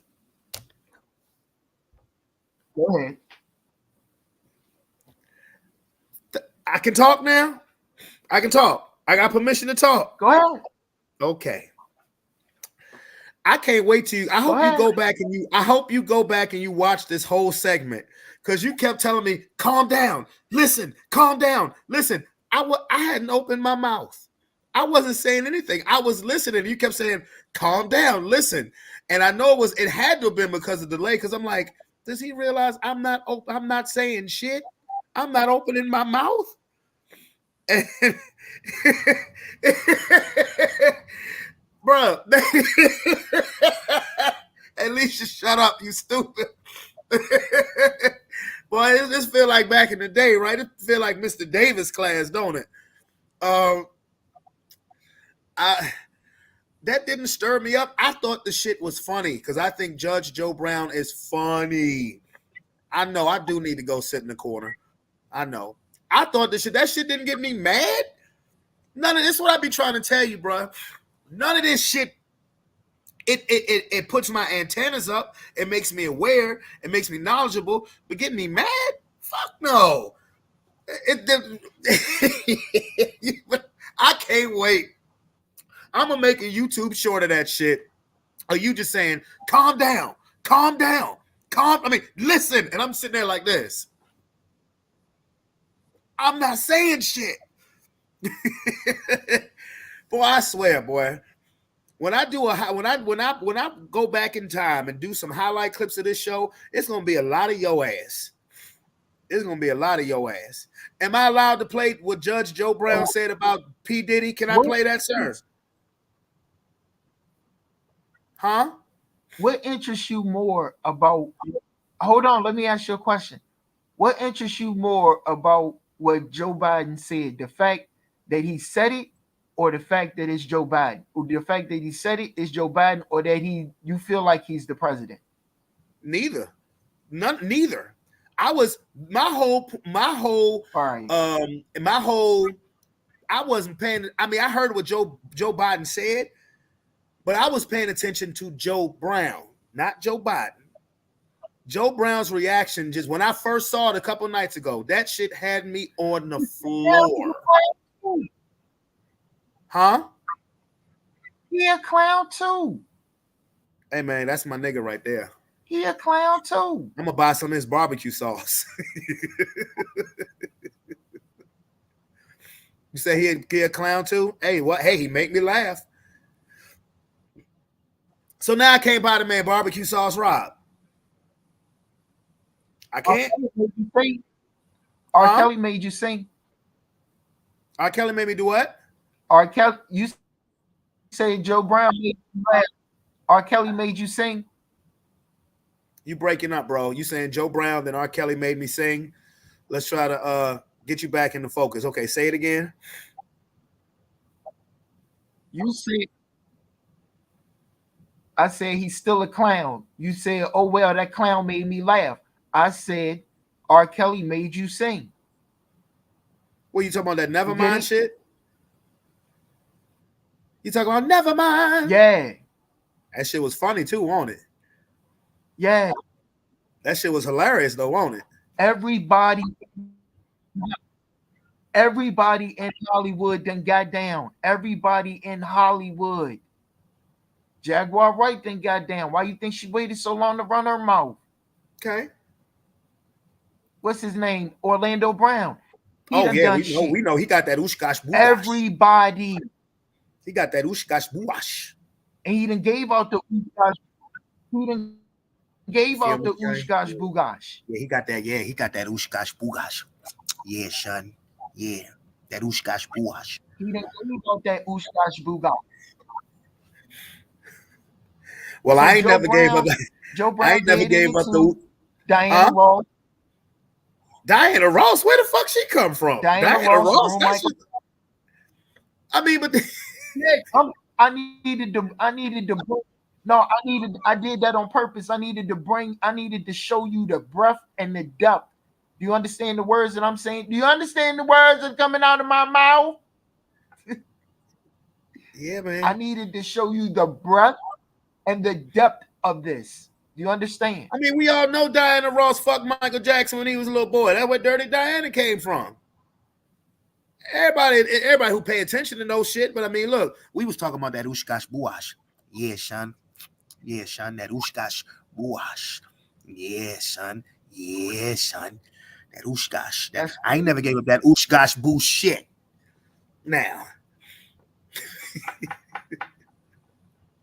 That must have been a wild ass ride, boy. It must have been, bruh. Had that nigga licking his lips. Diana Ross just walked. You talking about Diana fucking Ross? My goodness, my God. But let me ask you something, Rob. Let me ask you a real question. Let me ask you a question. Say you was 13, 14 years old, and you knew your favorite female singer or your female actor, and the female actor wanted to give you some nay-nay, and you 14 years old. Would you do it? You goddamn right, and I ain't telling nobody All right, then. either. All right, then, nigga. All right. So that's all Michael Jackson did. He loved him some Diana Ross. She offered up the yams, and he had him some yams. Hold on for a second. What's up, dude? I'm going to stay at your house tonight. Mommy's going to stay at her house tonight. Okay. All right. Well, look, the door. I'm doing a podcast, so the door's open. So just come on in. Okay, and mommy said she's gonna bring me money at 10:30. Got you, son. All right. I'll see you when you get here. All right. Love you, boy. All right. All right. Back to that ushkash, buash, sausage, bratwurst. Yeah. So look, crunchy. Make it bite. the point that I'm trying to make, right? Oh, yeah. I'm sorry. Go ahead. I'm not gonna sit here and try and excuse pedophilia on any level, right? I ain't excusing it either. In the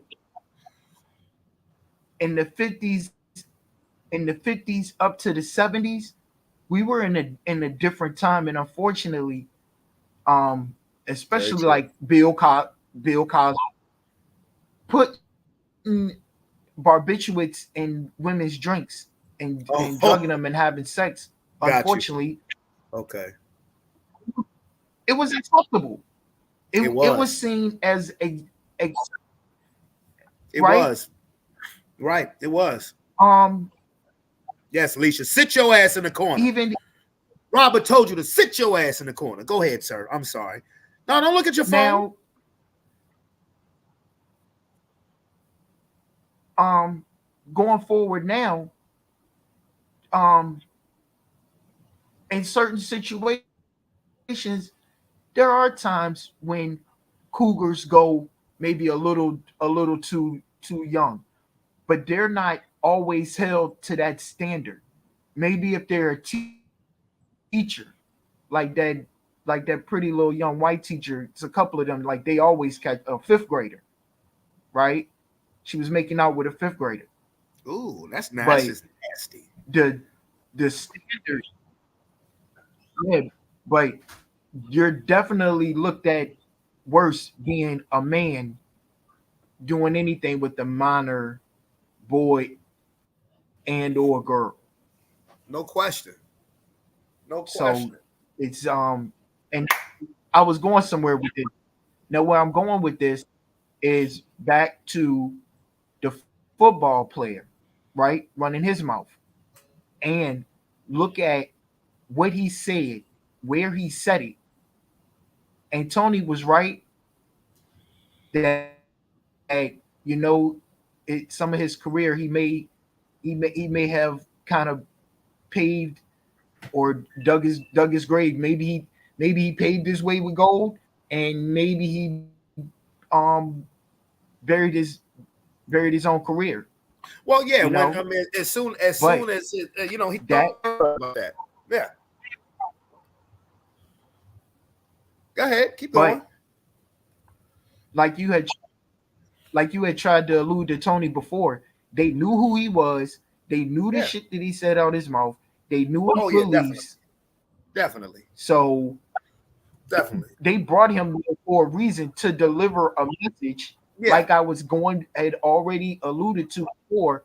There's a certain standard that we want to get to in this country. It's not a black thing. It's not a right thing.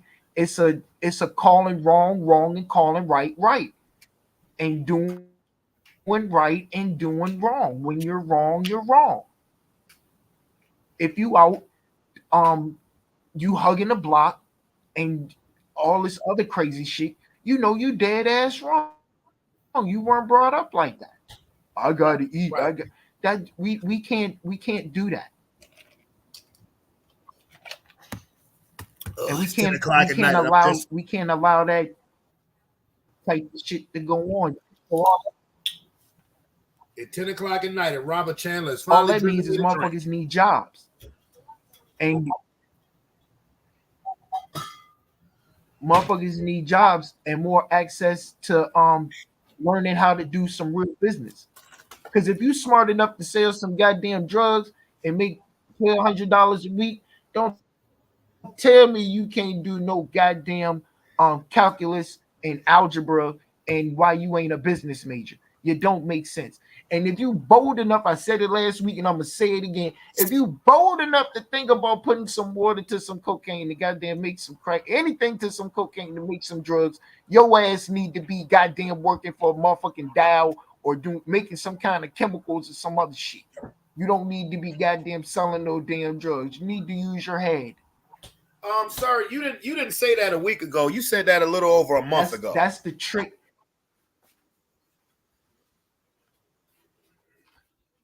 Okay, well now I'm saying it again, but see, that's the trick of the devil. Motherfuckers don't even think and use their head. If you smart enough to do all this in the street, just imagine if you remove yourself. Yes, waste your time in the college. That way, the fucking detectives ain't looking for your motherfucking ass. Don't that make sense? And don't grind on school property. Actually, go to school to fucking learn. I'm just saying. Right on. So everything in life can't be money right now. Money that's right.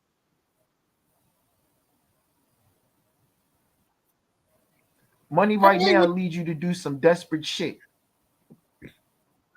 You ain't lying. You ain't lying. That's how women feel for this motherfucker. You ain't lying. Let's see what we got here. It's a distraction. He said your words. He said it's a distraction. It's wrong. Also, by the way, Judy does that too in her way. So you're sitting up here trying to diffuse your winning game plan, or the one he's given you, and she gives you, which is people want to hear right and wrong. That's why people go to church. That's why people attend lectures.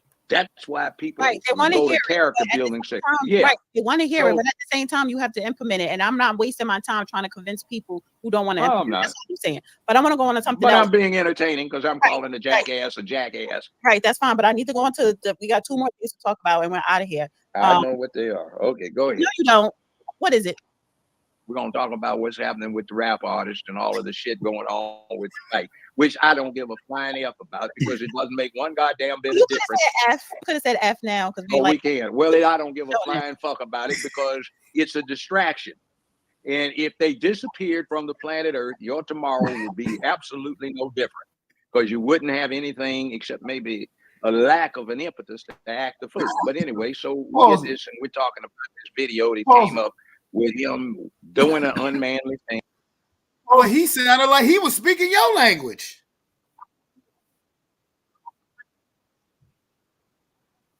See where Diddy is? That bungalow? Where he at? Yeah. See the rafters up there in the top? Yeah. There's this space in Gitmo. On the inside, there's like a library.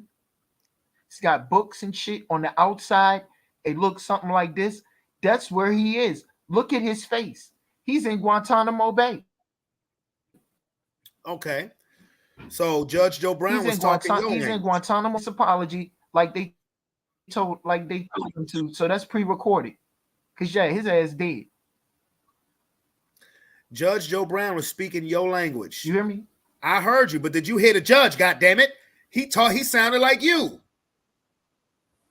I heard the judge, but you heard what I said.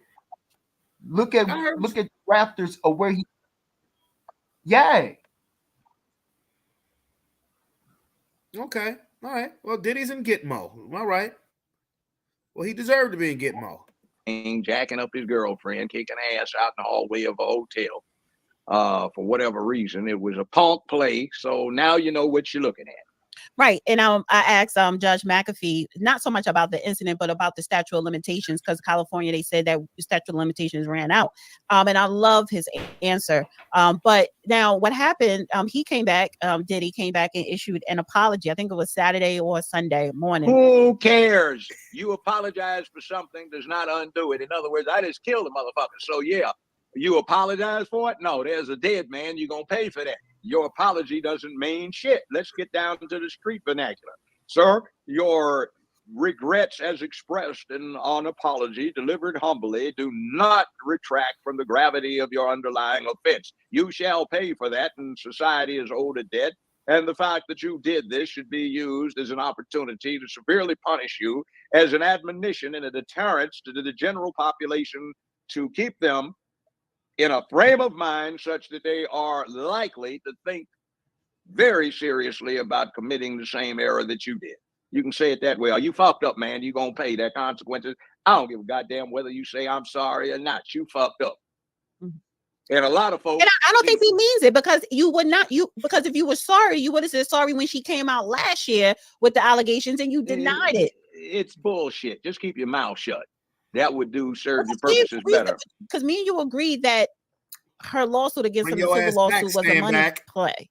And yeah, she got her money, so she's been having shekels cross the palm of her hand, so she doesn't go hire somebody to go take him out, and we get another. Oh man, they got Tupac. Oh man, they got Biggie. We got to see the extent of the abuse that he was hammering down on her. I don't care. She's fool enough to stay there. Leave. She wasn't even. Was she even married to him?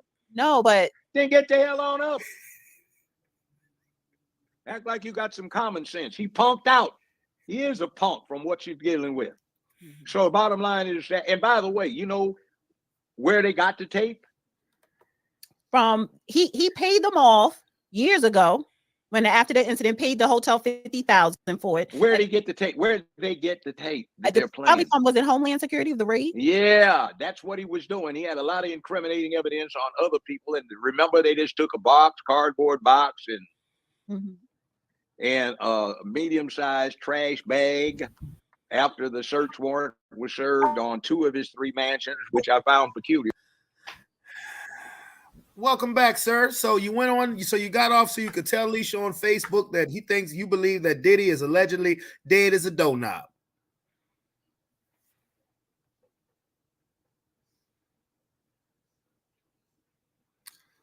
Now, she just said that she thought that people in Guantanamo Bay were not dead. Unmute your microphone, dude. Unmute the microphone. Unmute your motherfucking microphone. Well, okay. Alicia says that she didn't know that people in Guantanamo Bay are dead. Can you unmute your goddamn microphone, please, sir? You sitting here making Facebook comments, bro, when you can say it right here. She can hear you. She's watching you. You sitting there having a I mean, like, she's looking right at you. You can say it. Because you got to mean delayed. Delayed. I don't have you delayed, bro. All right. Well, you froze up again. So, okay. I guess you got a point. But that's your Wi-Fi. That's your Wi-Fi, pimp. Come on now. Let's get this Wi-Fi together. Come on now. We need our conspiracy theorist expert back. Now, Rob wants me to stop calling it conspiracy theories because he said it's not conspiracies, it's fact. So this is what I'm going to say. Well, you know, I can feel all that, but not everybody agrees with your facts. Thus, I'll keep it at conspiracy theories. What you think? What do you say, chat? Do you think it should stay at conspiracy theories? What did you want to call it, sir?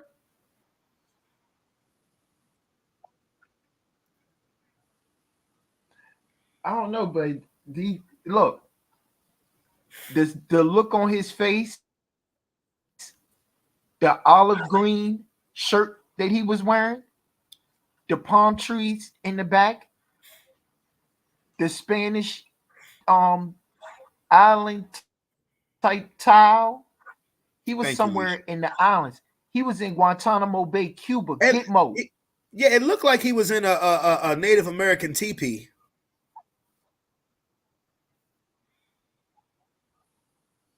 Okay. Yeah. Well, you say Diddy has been officially offed. Is that what you're saying? You're watching. We are watching a movie. Okay. All right. Well, can I so I'm hearing now Alicia saying that they said he was in Bali. I'm going back to Bali. Okay. But either way, so he in Bali, Russell Simmons in Bali. Who else in Bali? They don't win. You think they don't win somewhere that the United States military ain't gonna go and get their ass? Why would the United States military go get? But why would they go get Russell Simmons? Diddy, okay, but what did Russell? I mean, because they're trafficking kids and adrenochrome and drugs and guns. That's why. Have you heard about the alleged suspicions with Drake? That's what you not. That's what you not supposed to know. Yeah, he down with the shits. Yeah, that OVO shit. My nigga, that nigga worship the devil for real, for real. He with the shits. This when you say down with the shits, it sounds like he got diarrhea or something. Like you got a word that different. You said he down with the shits. You make it sound like he got a stomach ache. And he will strike a chord, and it's probably A minor. Hey, yeah. Kendrick got him on that. Now did you see? I'm gonna ask you and I'm gonna ask the chat. Did y'all see Cameron? Did y'all see Cameron on CNN? I'm just curious. Did y'all see that Cameron interview on CNN? Yeah. Rob, did you saw it? I don't even think that was Cam. Oh God. Who was it? I seen it. I don't think that was Cam. I don't know, man. Because Cam, well, this is very short. Yeah, you could tell that Cam was acting like Cam. I mean, my thing is like, who the hell would put Cam on here?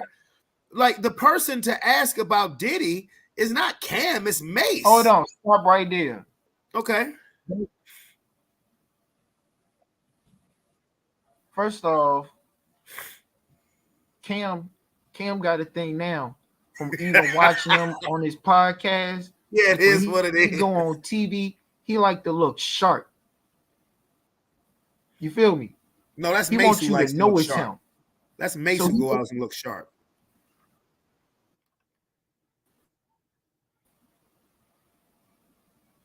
Cam don't like be liking to look sharp. He look No, just a Mace little, is the one.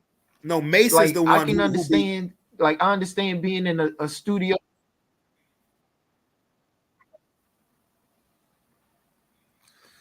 No, Mace is the one who likes to look, who likes to be decked out. No, I'm serious. I hear what you're saying, but Mace is the one who like to look decked out.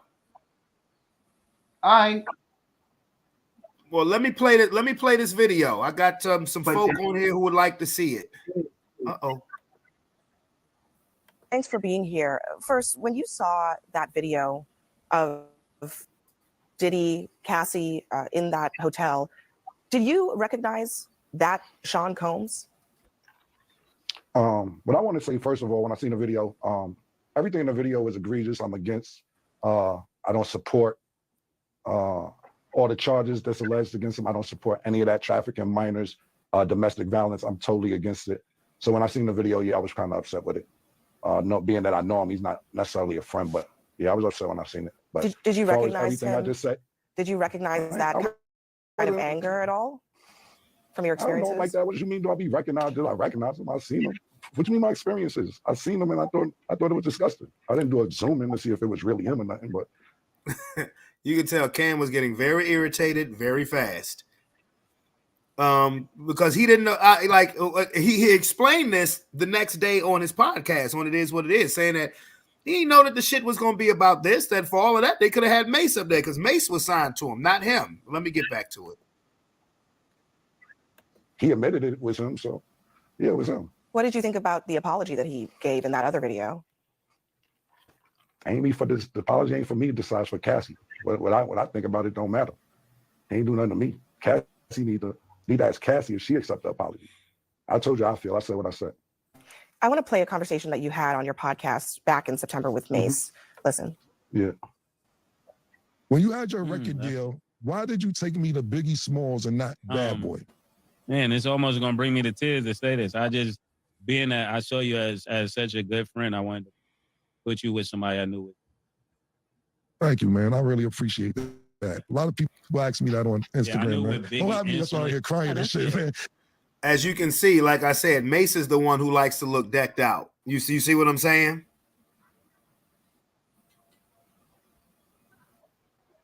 Rob, you see what I'm saying? Huh?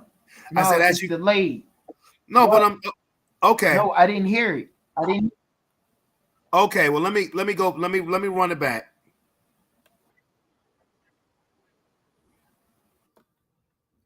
You with somebody I knew with. Thank you, man. I really appreciate that. A lot of people ask me that on Instagram, knew man. with Biggie Don't have me just out here crying and shit, man. I don't want to get emotional in here, man. Instantly, I knew Biggie would do right by you. Can you tell us a little bit more about that? I mean, is there something known in the industry about how Diddy treated his artists? So I'm going to get some cheeks after this horsepower joint. I'm just going off what Mace said. Mace took me to.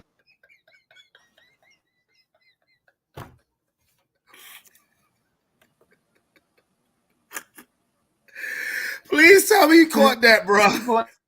Some cheeks. Yeah.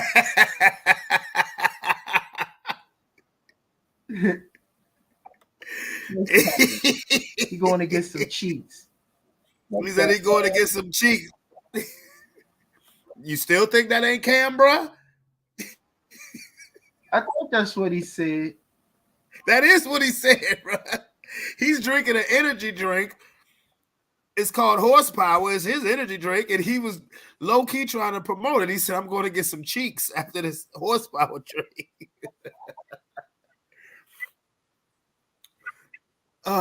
Wow. Let me run that back. I mean, is there something known in the industry about how Diddy treated his artists? So I'm going to get some cheeks after this horsepower joint. I'm just going off what Mace said. Mace took me to Biggie. I don't really know Puffers like Mace know Puff. So I appreciate what Mace said. And of course, that's my brother. So if he felt that way, then he felt that way. I can't really tell you how Puff moves or anything like that. Mace may know better than me because he was signed to Puff. I wasn't. But my show does come on at 8 a.m. Eastern on YouTube. It's called It Is What It Is. And y'all make sure y'all check it out. I mean, I might get some more information out of Mace from there. But for me to tell you how Puff act and all that, I don't know. I never was signed to him. Yeah. What about the industry in general? I mean, so many people have pointed out that Diddy couldn't get away with this stuff if there were not people protecting him. Do you think that's the case?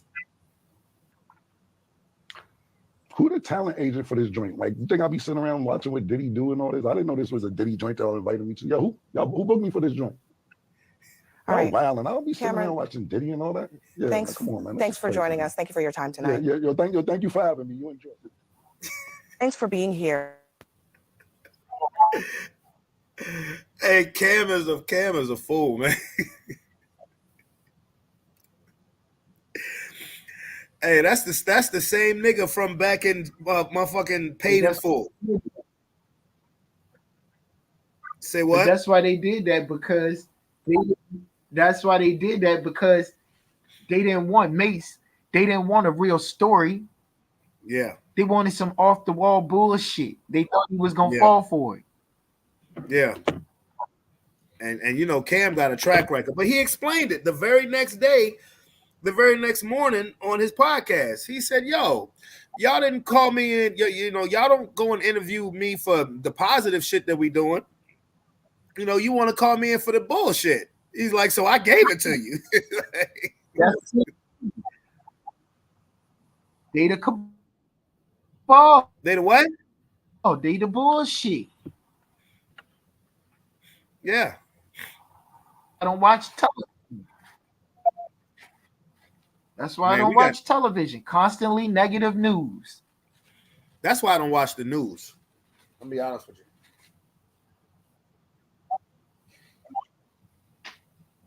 I really don't watch the news, and I like as a grown man, like I never watch the news. As a grown man, I don't watch the news. Like I may look at the news, huh? What'd you say? Should have had you ready to bust a motherfucking Mexican up the head. Why Mexican, bro? Why Mexican? You heard me? Yes, I heard you. Did you hear me? I said, why Mexican?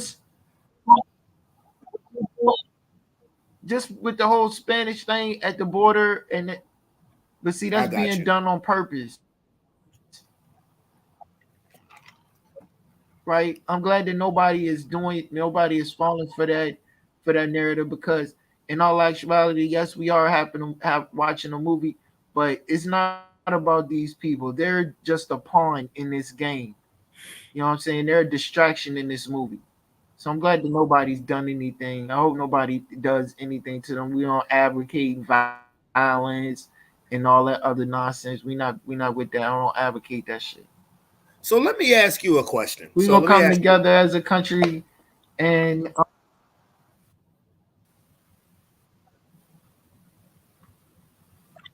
yeah.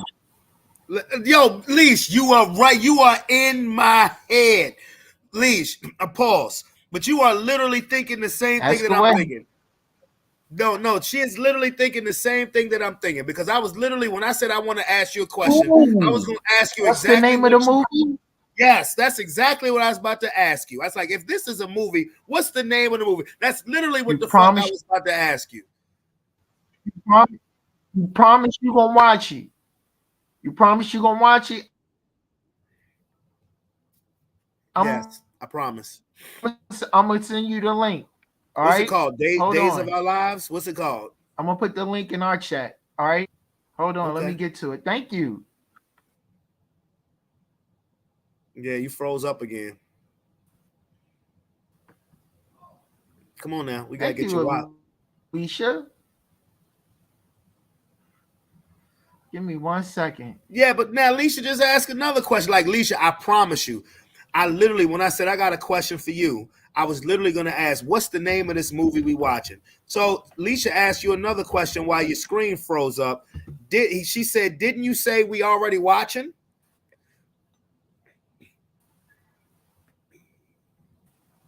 Didn't you say that we already watching this movie? I'm just saying. Yeah. So what's the name of this movie we already watching? Already watching it, Alicia. You just don't know you watch. Hey, Leash, hold on for a second, Rob. Hey, Leash, is Rob froze up on the chat on your end you too? don't like what you're seeing.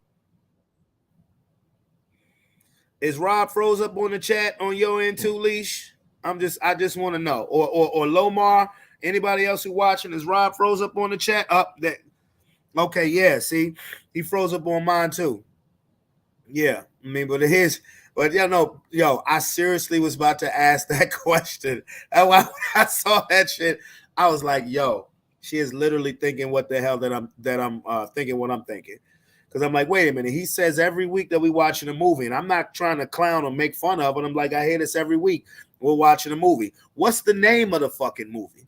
Who is it starring? What is it rated?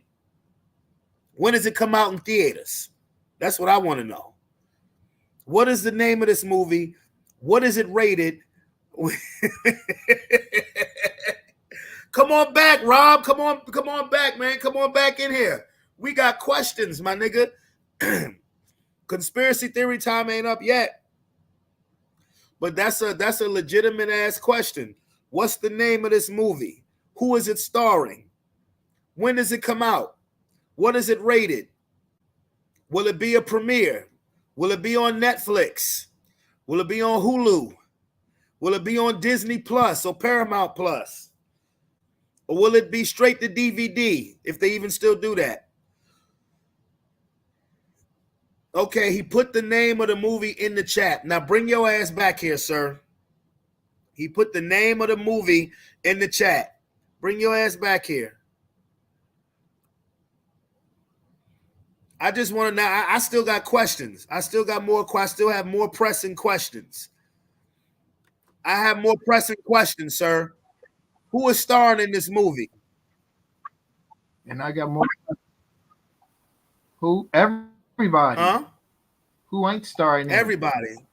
So I got a part? That's the link right there. I had to. So I got a part? Yeah.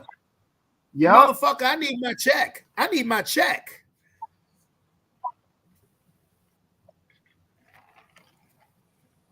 I need my check, goddammit. If I'm starring in this movie, I need my royalties. You served your country. I ain't one in the goddamn military. You are on the front line. I'm on the front line of what? You did a brave thing. What did I do? Oh, gave you this platform? You got vaccinated. You got vaccinated. Oh yeah, I did get vaccinated. No, not that. You got vaccinated. Yeah, I did. I got vaccinated. I sure did. Yeah. You did a brave thing. I did, man. Well, you did a brave thing. Yeah, man. You a bad motherfucker.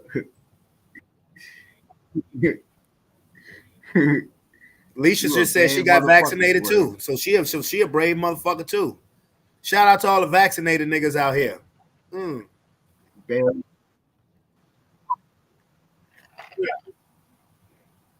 Ain't no magnet stick to my arm after I did that shit. So it didn't. No, it didn't. But you also had a cardiac event. That is true. That's very true. Yeah. That is very true. Yeah. Yeah. That's very true. Yeah. I did. Yeah. My stroke came after I got vaccinated. That's very true. What? How soon after getting vaccinated did you have a stroke? How soon after getting vaccinated did you have a stroke? Ooh. I have to look at my vaccination card because I remember when I had the stroke. I had the stroke. A month? No. No, it was months, plural. 3 days, 2 days. No, it was months, plural. Months, It didn't happen like a month after 3 I or got 4. vaccinated. I would say, let me see, because I had the stroke. I want to say July 15th. No, I had the weekend. I had the stroke. I had the stroke a week before my birthday. Yeah, I had the stroke July 12th, 2021. So, because I got out the hospital right before my birthday, and but yeah, so I did have the cardiac. I did have the cardiac shit happen. I mean, but really, it wasn't a cardiac event that caused my stroke. They just found cardiac shit when they was doing the all the tests on me, I guess. So, but yeah, I would say probably about 6 months. Yeah, I would Do say you about feel 6 like there's months. a correlation between you getting vaccinated and what happened? No. Do you feel like there's a correlation between you getting vaccinated and what happened? You don't think so? No. Because that was the first motherfucking question I asked. Now I know people may not tell me the truth, but there was a whole bunch of other shit at work going on in my personal life that could be just as responsible for the stroke. Exactly. You know exactly what the fuck that was. There was a lot of things that contributed to me having a stroke. But yeah. Now listen, this is how this thing works. When your stress level activates it's different things that's gonna activate it. It's crazy, but it's also designed so that you don't attribute what happens to the vaccination. I'm just glad that you all right. I mean, you came to visit me, bro. You You came to visit me. Some people have some vaccines. Have some what? Some people have some serious injuries. Oh yeah, I mean, again, serious you came injuries, lingering injuries. I mean, you came to visit me when I was in the hospital, bro. You think I'm gonna forget that? I mean, you came to visit me, Aaron, Marcus, my Uncle Tuck. I mean, I had some shit people come see me when I was in the hospital. But I'm lucky, I'm fortunate, I'm blessed. I just knew that it was time to make some lifestyle changes. Physically, I was fine. My vision was fucked up for about a week. Like my vision and my equilibrium was fucked up for about a week. But my face never started drooping, or I never lost feeling in a side of my body. But hell, I didn't even take the shit really that seriously until really. And then I know this me sounding like a damn fool saying this. I'm just keeping it 100. I didn't take the shit seriously, honestly, until I didn't take it serious enough. Let me put it that way. I'm not gonna say I didn't take it seriously. I didn't take it serious enough. I didn't take it serious enough really until maybe about a year ago. I just knew I needed to make a change in lifestyle, otherwise known as a change of address.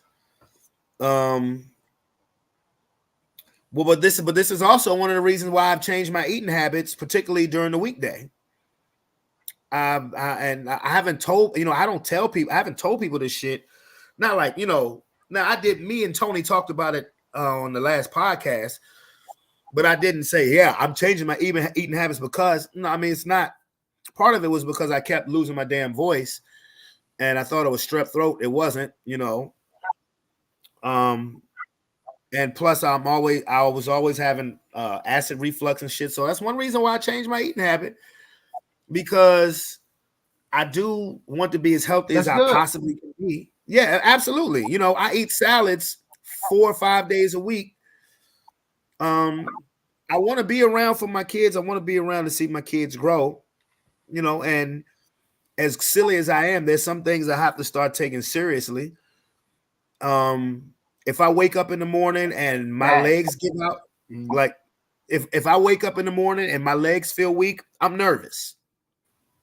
I am nervous. I haven't had that happen in a while, particularly since I started changing my eating habits and trying to get more exercise. That's why I can't wait till I get another whip so I can go and join the gym and really start getting it in so I can get my body looking as pretty as my face does. I'm just saying,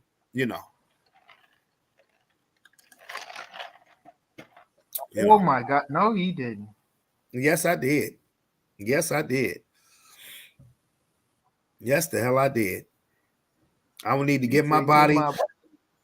I just need to say what? My face. Yeah, I need to drop some, man. I need to get this. I need to get my body, at least a little bit as pretty as this face is, man. My face has always been. My face has always been nice, but there've been times in life where my body hasn't always matched. I'm just saying. I mean, look, agree with it or disagree with it. I don't care. I could pull up some pictures right now when I was slimming, y'all, and any women on here watching be like, who didn't know me back then, be like, ooh. I'm just saying. I got to give myself some type of motivation. And the motivation is not for the bitches. I promise you that. It's not for the women. It's not. It's for those two children that I have. That's the motivation.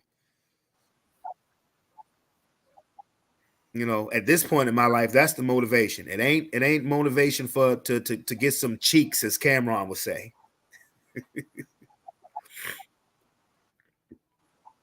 I'm just saying.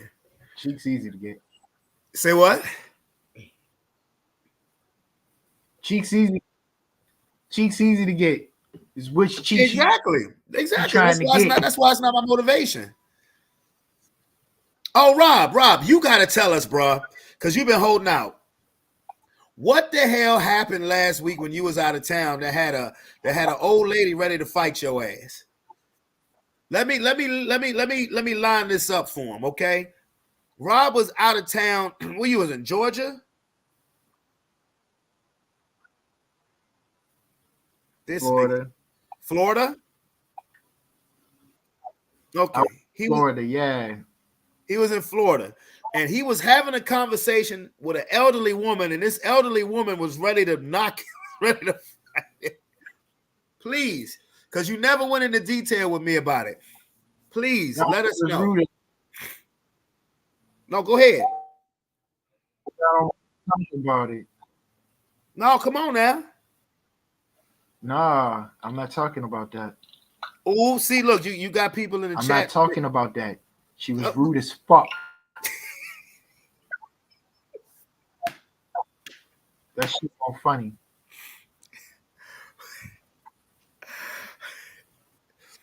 When you send me a message that's never mind. You laughing? You got a fan base, bro. We want to know. You find out you laughing when you lying, Newport smoking, Muslim faith denying, homosexual, pedophile, Satanist, you're not gonna laugh. Yeah, all that. I'm not gonna laugh at none of that. It's not gonna be funny. No, I'm not gonna laugh up here. While you sitting up here laughing, I had to ask this lady. She got 6 grandkids. Would you support?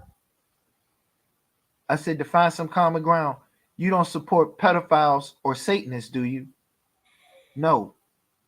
Okay. So why do you have a problem with what I'm showing you? Because you ain't showed me nothing on Trump. Fuck a damn Trump. I'm sitting here showing you the truth. This is the truth. This is what you don't want to see. Then she was doing all this on my shit and doing all that. I go to leave. She done put her hand in my chest. What the fuck? That's rude as fuck. You know, I have a particular set of skills, right? We know what I do, right? Mm-hmm. When I get upset, right next Yeah. door.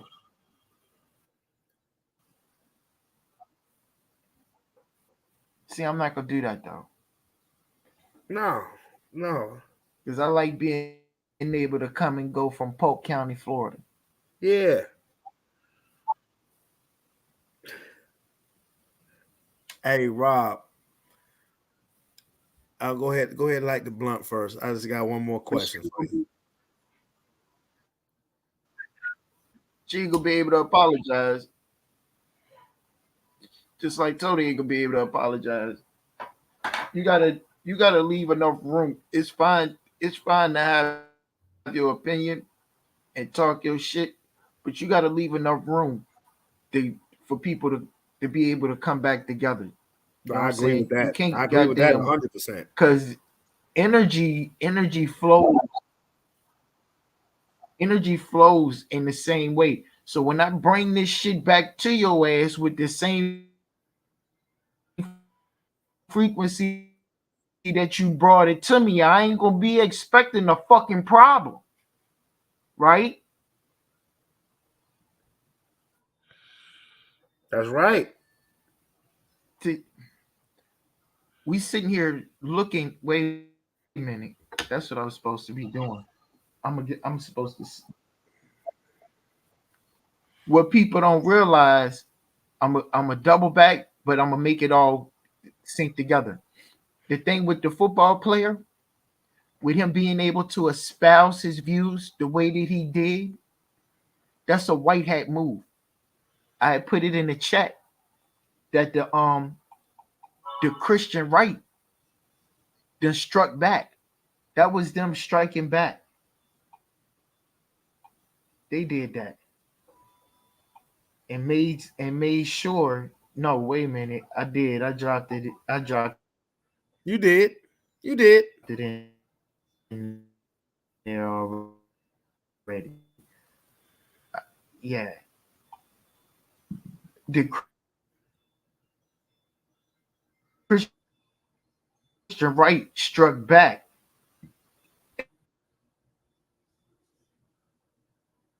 But the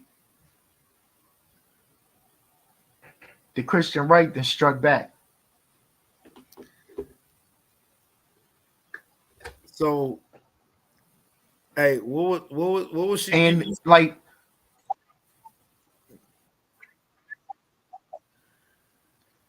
the statement he made about women, it wasn't women being at home and barefoot and pregnant.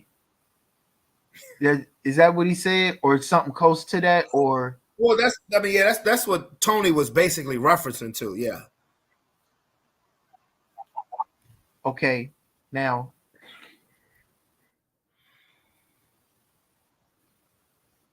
economically, if you met a woman that was like, you know what, Brandon, I'm gonna bear it all to be under your roof and help you take care of these two kids. I don't need to do no whole bunch of shopping. I don't need to do none of that. I got a car, I got a job. I'm gonna help you take care of these kids. I'm not gonna do nothing extravagant. I'm not doing none of that. We gonna rock with each other. We gonna get us a house. I'm gonna help you take care of these kids. We gonna be good. Would you be good with that? No, I would be scared as a bitch. I would think that I would think that bitch was trying to kill me. You can't even.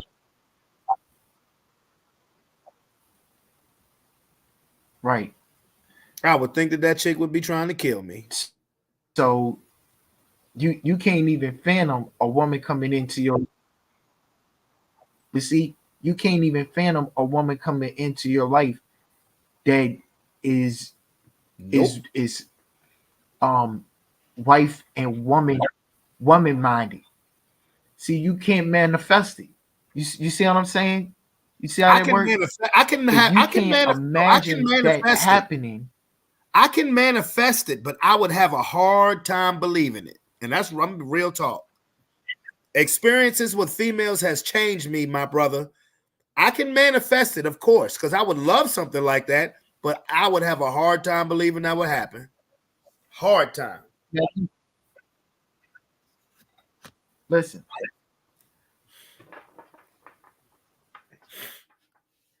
In a better economic state, like in the 1950s and the 60s, not the 70s, but the 50s and the 60s, a man could go to work and take care of a family, right?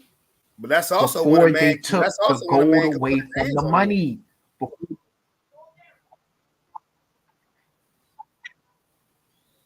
Yeah, but we're not going back to that. you. Okay, but it all ties into each other, though, bro. But again, unfortunately, Okay, no. I'm listening. Listen, I'm listening.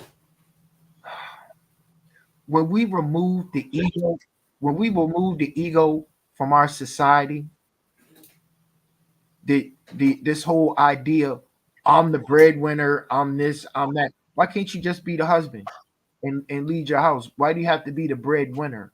I agree with you 1,000%. Right? It's that inflection of the ego.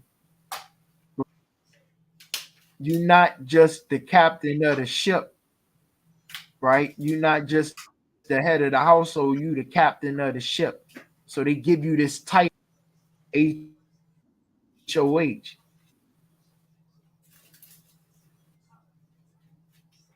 You feel me? Bro, I'm Now, with you on that comment. I'm with you 1,000% because I'm not a caveman. If I was with a woman who was financially the breadwinner, I ain't got no problem with that. Not even a little bit.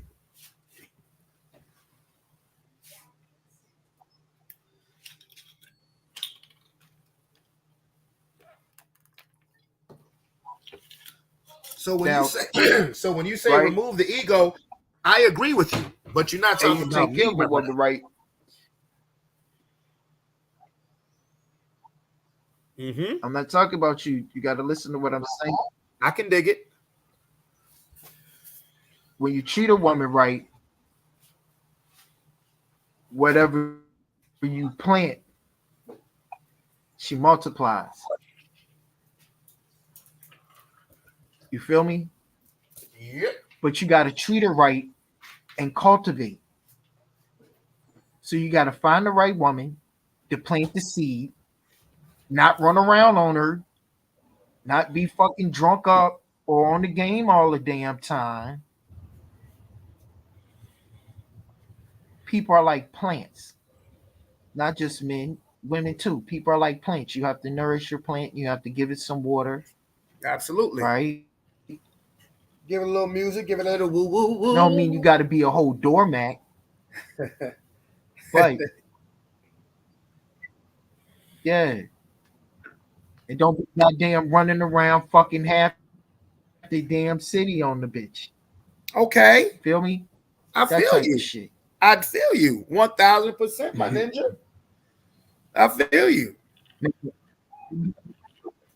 Having said that, with a woman with now listen, because I do this for a reason. Now, having built up that comfortability and that security and that safety, what woman wouldn't want to be at home barefoot and pregnant having children for you?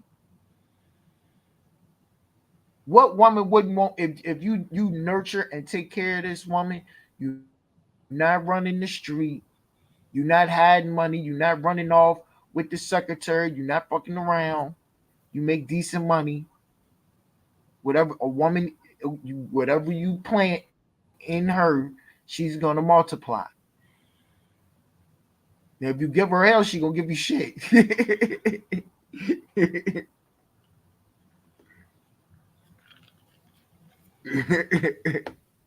I see Now ask that last question that you I know a little asked. something. Ask that last question that you asked one more time.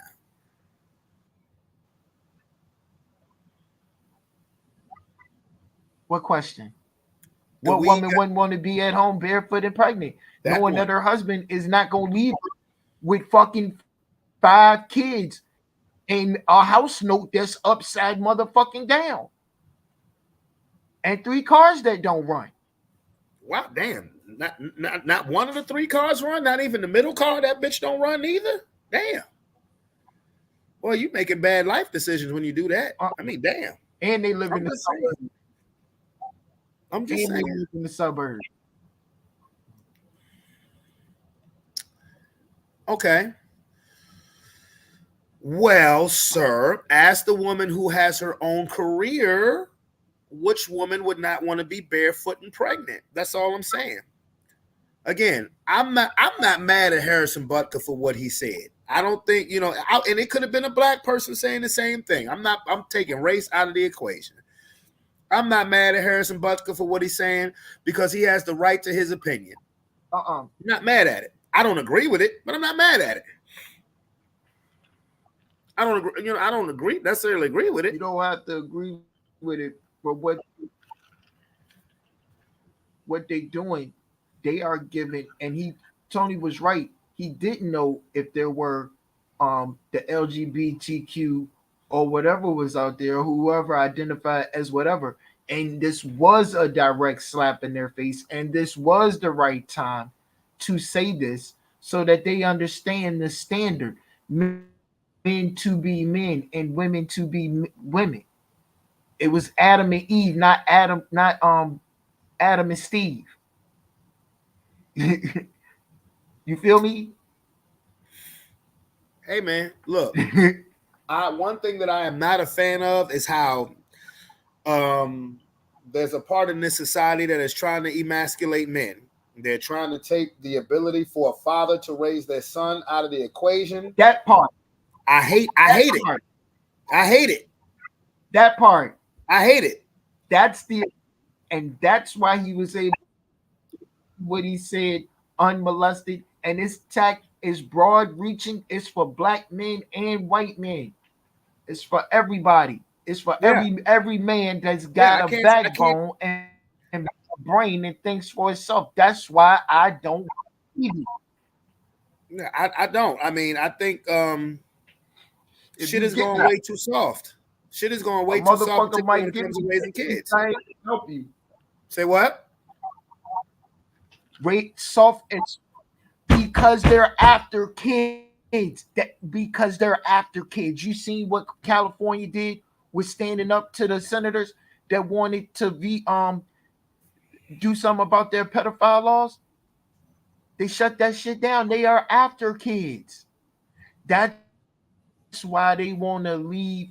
They want to separate the father from the kids and leave the mother stressed out with bills in inner cities so the kids can come up either missing, using, or selling drugs to go into the system. And they repeat over and over and over again, feeding the system. Well, that's why you got Planned Parenthood.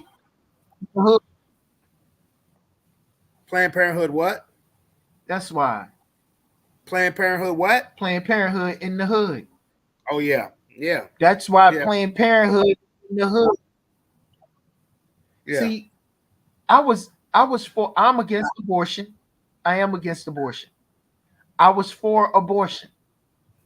But see, when I found out that, follow me, it's illegal for a woman to go and have an abortion unless she goes to the state and pays between $400 and $700. But then the state takes that abortion and makes like $6,000 off of the body parts and the fluid, selling it to China and making adrenochrome and satanic worshiping. That's what they do with it. You feel me? Allegedly. That's what they do. Allegedly. Gotta throw that word out there. Allegedly. Okay. Allegedly. Yeah. But allegedly. Even allegedly, you can't support that. So how do we fight that?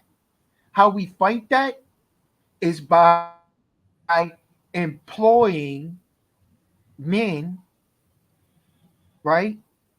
So that they're better able to make financial decisions. You can think with this head instead of the other head. You feel me? Because you can't do nothing for yourself. Why you gonna go and lay down with a bitch and make another motherfucker that you gotta take care of? Another motherfucker. Damn. But see, It's a if you ain't child. know what time it was, you Rob, gonna it's keep a goddamn child playing the though. fucking Goodness gracious. yeah. Lay down with But another if you bitch and take another dumb, motherfucker. you Damn, gonna, Rob. how many Damn. dumb but how many people are running around and I'm running loose? I'm running loose with this motherfucker. I'm spraying up the club for real, all pun intended. How many motherfuckers do you and I both know that's running around this motherfucker and shooting up the goddamn everything? You mean with bullets or with nut? Shooting up shit, right? With nut. Okay. Yeah. Okay. Some shit of motherfuckers. Some shit of motherfuckers running through this motherfucker. These motherfuckers are shooting up shit. Does The the whole little goddamn baby, does thing the is little related. unborn, does a little Why y'all unborn fight? fetus Y'all have to be another motherfucker? Come on, man.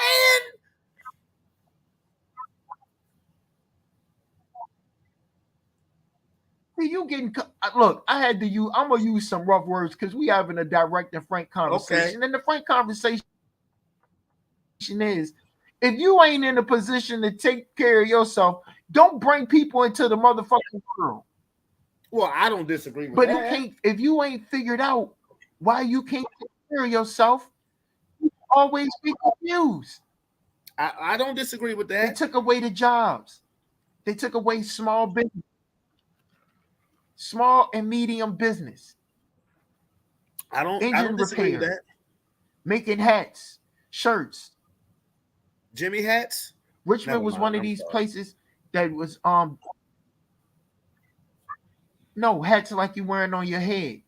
Got you. And t-shirts like we're both wearing. Got you. Or working in a factory. Richmond has always been one of these cities with a lot of manufacturing and shipping and shit.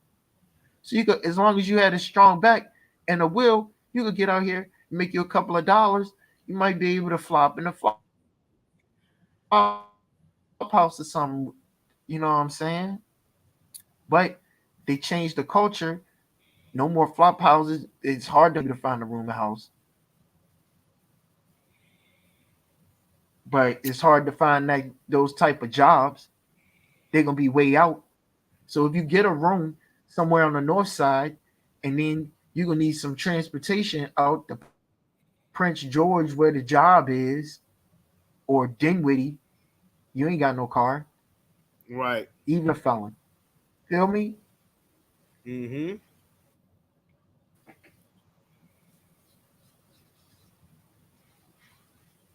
All about man. Looking at I'm just things still in a logical order. Yeah, I ain't mad at that. You know what I'm saying? And what is the chat? Huh? The chat's some bullshit. Man, look, you better leave What is my the people chat in the chat alone. Why ain't the chat? You bring the chat on. well, look, I can send her the link. I can send them. I can send everybody. Man, Leisha ain't coming on it. Leisha, you want to join us? You're more than welcome. You're more than welcome. You are more than welcome. Matter of fact, I'm gonna send you the link anyway, and you join if you want to. Join if you want to. That's join what if we you need. will. Yeah, he talking about your ass. We need men he talking to be about men. you. We need men to be men and women to Okay. I mean, I understand it, and I don't disagree with that. But there are women women now have their own careers, and there's nothing wrong with that. My issue is, and I sent you the link anyway, Leisha, even though you said no. My issue is, again, if a woman has a career and she's the breadwinner of a house, that's great. My only issue is just that the agenda to emasculate men, to emasculate and emasculate the way It's a father real. can raise a child. I think that's some bullshit, and it is agenda out there, and a lot of these stupid motherfuckers out here fall for it. And when I say stupid motherfuckers, that is a direct shot at women. I don't give a fuck what you think. A lot of you stupid motherfuckers out there fall for it. And you push a good man away, a good father away, and then want to play victim. Miss me with that shit. Kick rocks and flip-flops with that shit. If you know you have a good father, a responsible father, get out your motherfucking pride and stop wanting to have a story to tell your friends on some stupid ass bullshit and let a father do their job, because it's a lot of motherfuckers out there who don't want that responsibility. Don't shit on the men who do.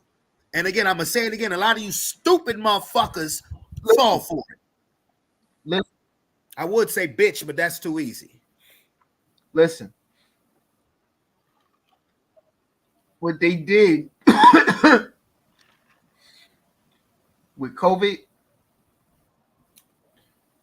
I said that shit.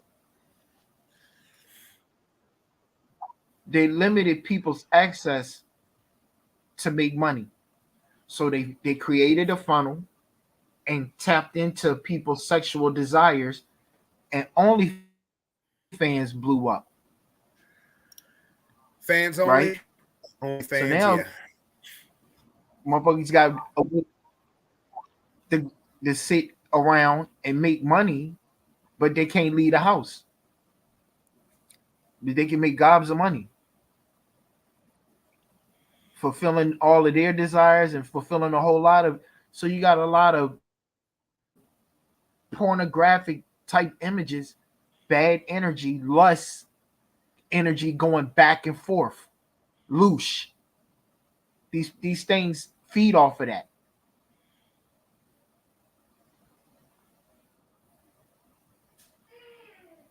So, but yeah. I'm sorry, I'm laughing at Roman. Again, I'm sorry, I'm laughing at Roman. Roman is upstairs hype as hell playing this game. He said, got it. 2 down, 1 to go. He hype as a bitch. I'm laughing at you, boy. It challenges some other things. It challenges some other notions that we have in this country about men are seen to be leaders. If a woman doesn't have a man being a leader in her household, they're seen like they got problems. You know what I'm saying? Is I got no problems with a woman making more than a man, but I damn sure ain't got no damn problem with it. Everybody has roles, right? Oh yeah. Just because a woman may financially be the Mom might breadwinner, make but 20,000. No, go ahead, Rob. I'm sorry. Go ahead. Go ahead. You make a woman might make $20,000 more a year than her husband, but that still doesn't give her a right to talk shit to him or to try to pull rank about where they're gonna go have vacation, especially in front of the kids. You type of shit. You feel me? No, I feel you. I would just change the tenor of that word when you say talk shit. I would say even if a woman does make 20,000, well, let's just say a woman makes double than the man in the marriage in the household, marriage, household, whatever. No, I don't think that gives a woman a right to disrespect the man. When you talk about vacations, that should be a joint family decision. Maybe 1 year we go where you want to go, the next year we go where I want to go, the next year we go where the kids want to go, depending on what that is. But you don't want to. Again, you don't want to emasculate a man. Like let's just put it this way: whether you're the financial breadwinner in your household or not, don't ask a man to stop being a man when it comes to the household. Just like a woman is, most women are the matriarch of their family. A man should not ask a woman to stop doing that. But there are a lot of egotistical. There are a lot of egotistical, narcissistic people out there, male and female, who feel like if they do X, Y, and Z, oh shit, who feel like if they do X, Y, and Z, then they have the ability to pull rank. And especially you shouldn't do that in front of the kids, because kids will, the kids will feel they'll lose respect for the parent. They'll think that one parent is more authority than the other. And that's a horrible thing to do, especially if you have both parents around. That can drive a wedge between a relationship. That can drive a parent out of a household. And again, there are a lot of people out there who choose to carry themselves like that and then wonder why they single or wonder why they're not happy in their relationship. And they will flat out think that they're not the fucking problem. I know a lot of people like that. But it is what it is. That's why and I'm gonna tell you something. The worst thing that could happen for me is, and I'm being dead ass honest. The worst thing that could happen to me is I end up buying a house while I'm solo dolo. That's the worst thing that could happen to me, because I'm gonna tell you right now, at this age, at this point in my life, if I'm able to accomplish that by myself, ain't shit that a woman who move in a house and ain't, because I ain't moving nowhere, motherfucker. I tell you right now, if a woman chooses to come moving in with me, it ain't shit she could tell me. And I'm not saying that this is a good thing, but there's nothing that a woman could tell me, especially if I could accomplish this without you. Now, I'm not saying that I won't value your opinion. I'm not saying that I would not value a woman's opinion, because I always would. But if you come in, if I'm able to accomplish that, and you thinking that you're gonna come in and run shit, motherfucker, please. You got Dallas won. You know what? You heard me? Dallas won. Listen, what you do is you get you a house, right? Then you go looking for a woman that's already got a house. That's what I would do. Then if you decide that she meets your criteria and y'all get together, you let her move in with you and the kids and use her rental property as her income. Well, that could work. Now she can sit at home. She ain't got to work. And she rent that house out. She rent that house out on a month-to-month lease. Yeah, of course. She can even form a corporation and put it in a trust. You could, absolutely. And plenty of people do that. Ain't even got to sign a prenup. She ain't even got to worry about taxes. None of that. And plenty of people do that. Did you hear what I said about the basketball game? But see, again, all that comes with finding the right female that you can sit down and tell that to. That's not going to give you a whole bunch of yap back, right? Say yap back. Yeah, because the first thing she gonna, okay, well, I'll think about it, and then she gonna go and talk. She gonna go and talk to her little bullshit friends that don't know shit. And then they not gonna go and do no research and listen to what you propose. Ain't nobody trying to take her house. You trying to always make sure she got some money in her pocket. Of course. Well, that's why you turn it into a rental property and not a for sale property. But see, most women don't think like that. But then that's why you make sure you find a woman that already owns the house, not renting it, already own it. So you're not. I'm gonna tell you again. The Mavericks won the fucking game.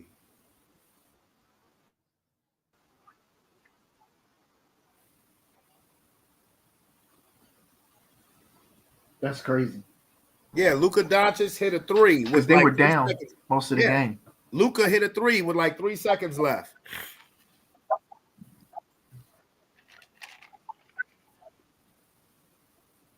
I've been sitting here scanning at it, looking at it and whatnot. Yeah. But again, I need you to see how powerful it was that they let that message from that football player go, especially to highlight what Tony said about how they treated LeBron and that whole just shut up and play ball and Colin Kaepernick. And Tony actually agrees with the league when it comes to Colin Kaepernick. Say that again. You froze up. I said Tony actually agreed with the NFL when it came to Colin Kaepernick. He didn't agree with Colin Kaepernick. He didn't agree with him doing that while in NFL. He felt like uniform. that wasn't the place. Yeah, right. Exactly.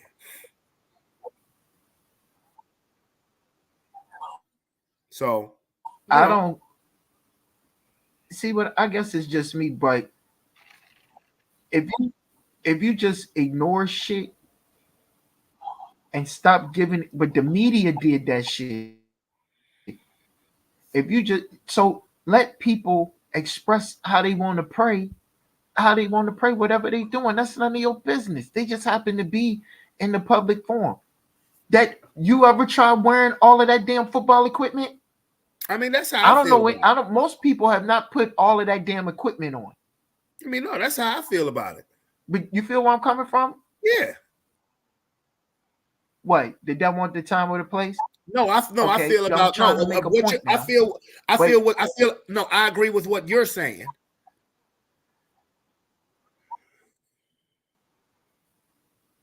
One is let people express themselves how they want to express themselves. They're in a public forum. You just happen to be able to see themselves. Yeah. To see them. That's one. No Then question. number two, have you ever played football? Not in equipment. You have? You actually got the equipment? No. Have you ever worn a helmet? Not while actually playing football, no. You've never, but you have put a helmet on. No, At least I mean I have put a helmet on, yes, but I've never played, football in the helmet. But right, but you have put a helmet on. Mm-hmm. Yeah. Those helmets are heavy. Yeah. All of that equipment is heavy. Yeah. If you take a knee, you're taking all of that pressure off your body. Stop over analyzing shit. Colin Kaepernick didn't have a platform till the media fucking gave him one. You feel me? I guess. Think about that. He said exactly why he was doing it, but they can't use the bathroom. He said why he was doing it, but they fed into the shit. I'm trying to show you how the media feeds the fucking fire. Oh, bro, I get it, but I get it. And because again,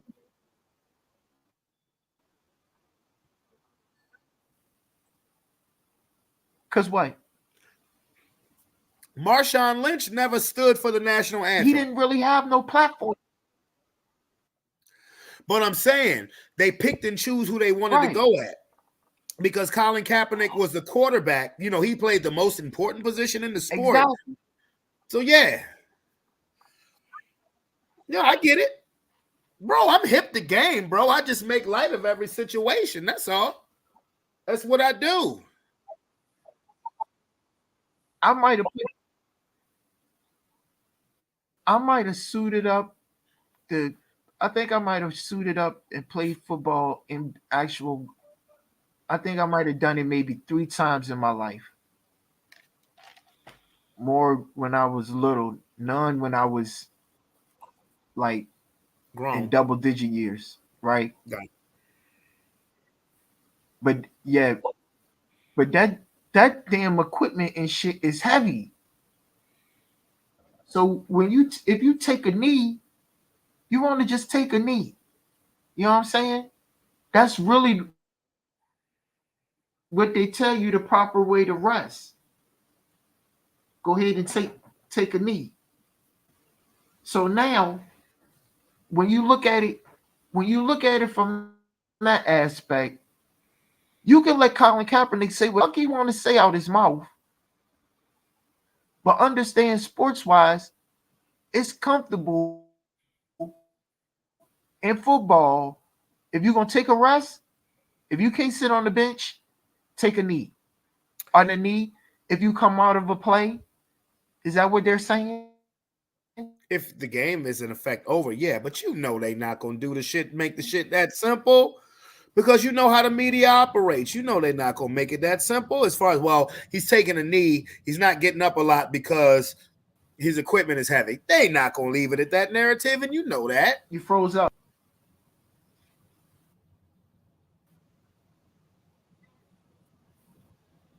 Oh, he must have froze up again. Oh, there you go.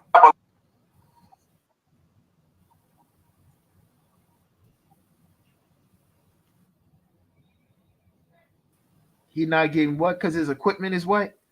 I'm saying they're not gonna give them, they're not gonna make that narrative up. Say They're that not gonna again. say, He's not getting what? Because his equipment is what? I said that the media would never give the narrative of, well, he's not getting up because his equipment is too heavy. Because the media, you know, like I know, the media, if the media has a sense of controversy, they're gonna run with it. You know that. Exactly. Just like with OJ. You think the media didn't know that man Glenn Rogers confessed to killing Nicole? No. It was more monetizing. It was more. It was more views. Everything to make it look like the rich black man did it when somebody that she knew did the shit. You know that. Just like with the OJ shit, it would have been cut, closed, case dismissed. No story, no dividing the country, no none of that shit. If it had been reported 29 years ago, oh yeah, this man confessed to killing her. OJ didn't have shit to do with shit. OJ didn't have shit to do with shit. This dude confessed to doing it. This was her handyman. He didn't know that she didn't know that he was a serial killer. So OJ didn't do it. OJ off the hook. No. They ain't want to sell that narrative. Come on now. So you gonna think they're gonna sell the narrative? Oh, Colin Kaepernick's equipment is heavy. That's why he's taking a knee. Man, please. You know, come on now. And I know he was freezing up, but I'm just calling a spade a spade. Now he know better than that. He know better than that.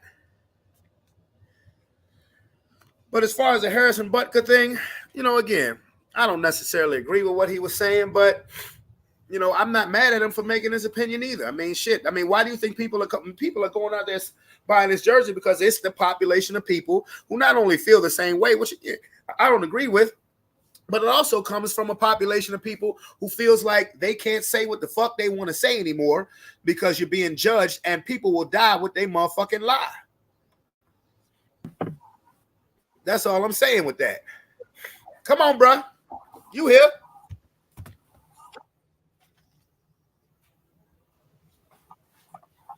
Now, what you saying? No, I was just saying Froze that, up. I had to go out and come back in.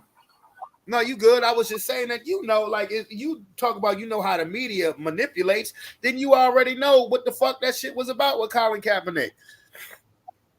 And I truly believe, look, and think about, and I want you to think about this too, bro.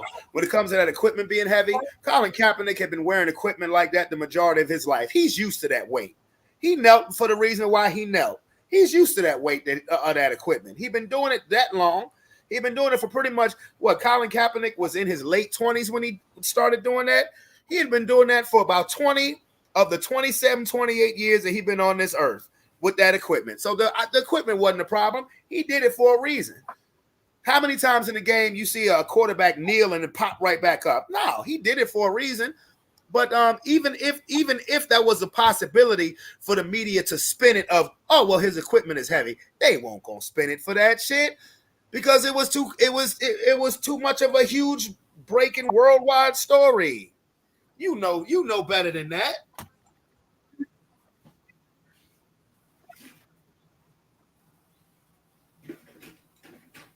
But anyway, bro. It's 11:15. I got a lot of shit to do tomorrow, and I'm about to shut this biatch down. This was a great episode. Absolutely fantastic episode. Conspiracy theories with Robert fucking Chandler. You know, had my man Tony on, watch some videos, watched a great basketball game in the process while doing the show. This was awesome. So, Rob, you go ahead and get that. Go ahead and get that ooh wee right. Get that ooh wee right that you're making up. You feel me? but I'll hit you up in I a don't bit. know how I get high because I can't roll, but I got. Maybe you need to get a. Maybe you need to get a water vape, bro. Maybe you need to get a bong. A water vape. Get a bong, nigga. You'll be higher. Ooh. Yeah. Maybe. You got a card, nigga. Yeah. Yeah, we'll see. Anyway, it's your boy Brandon Bravon Towns for my man Robert Chandler. I hope you guys have a safe and wonderful and happy Memorial Day. Like I said at the beginning of the show, if you going out on Friday night, Saturday night, or even Sunday night, if it ain't worth your freedom, take a motherfucking Lyft or an Uber. I'm out this bitch.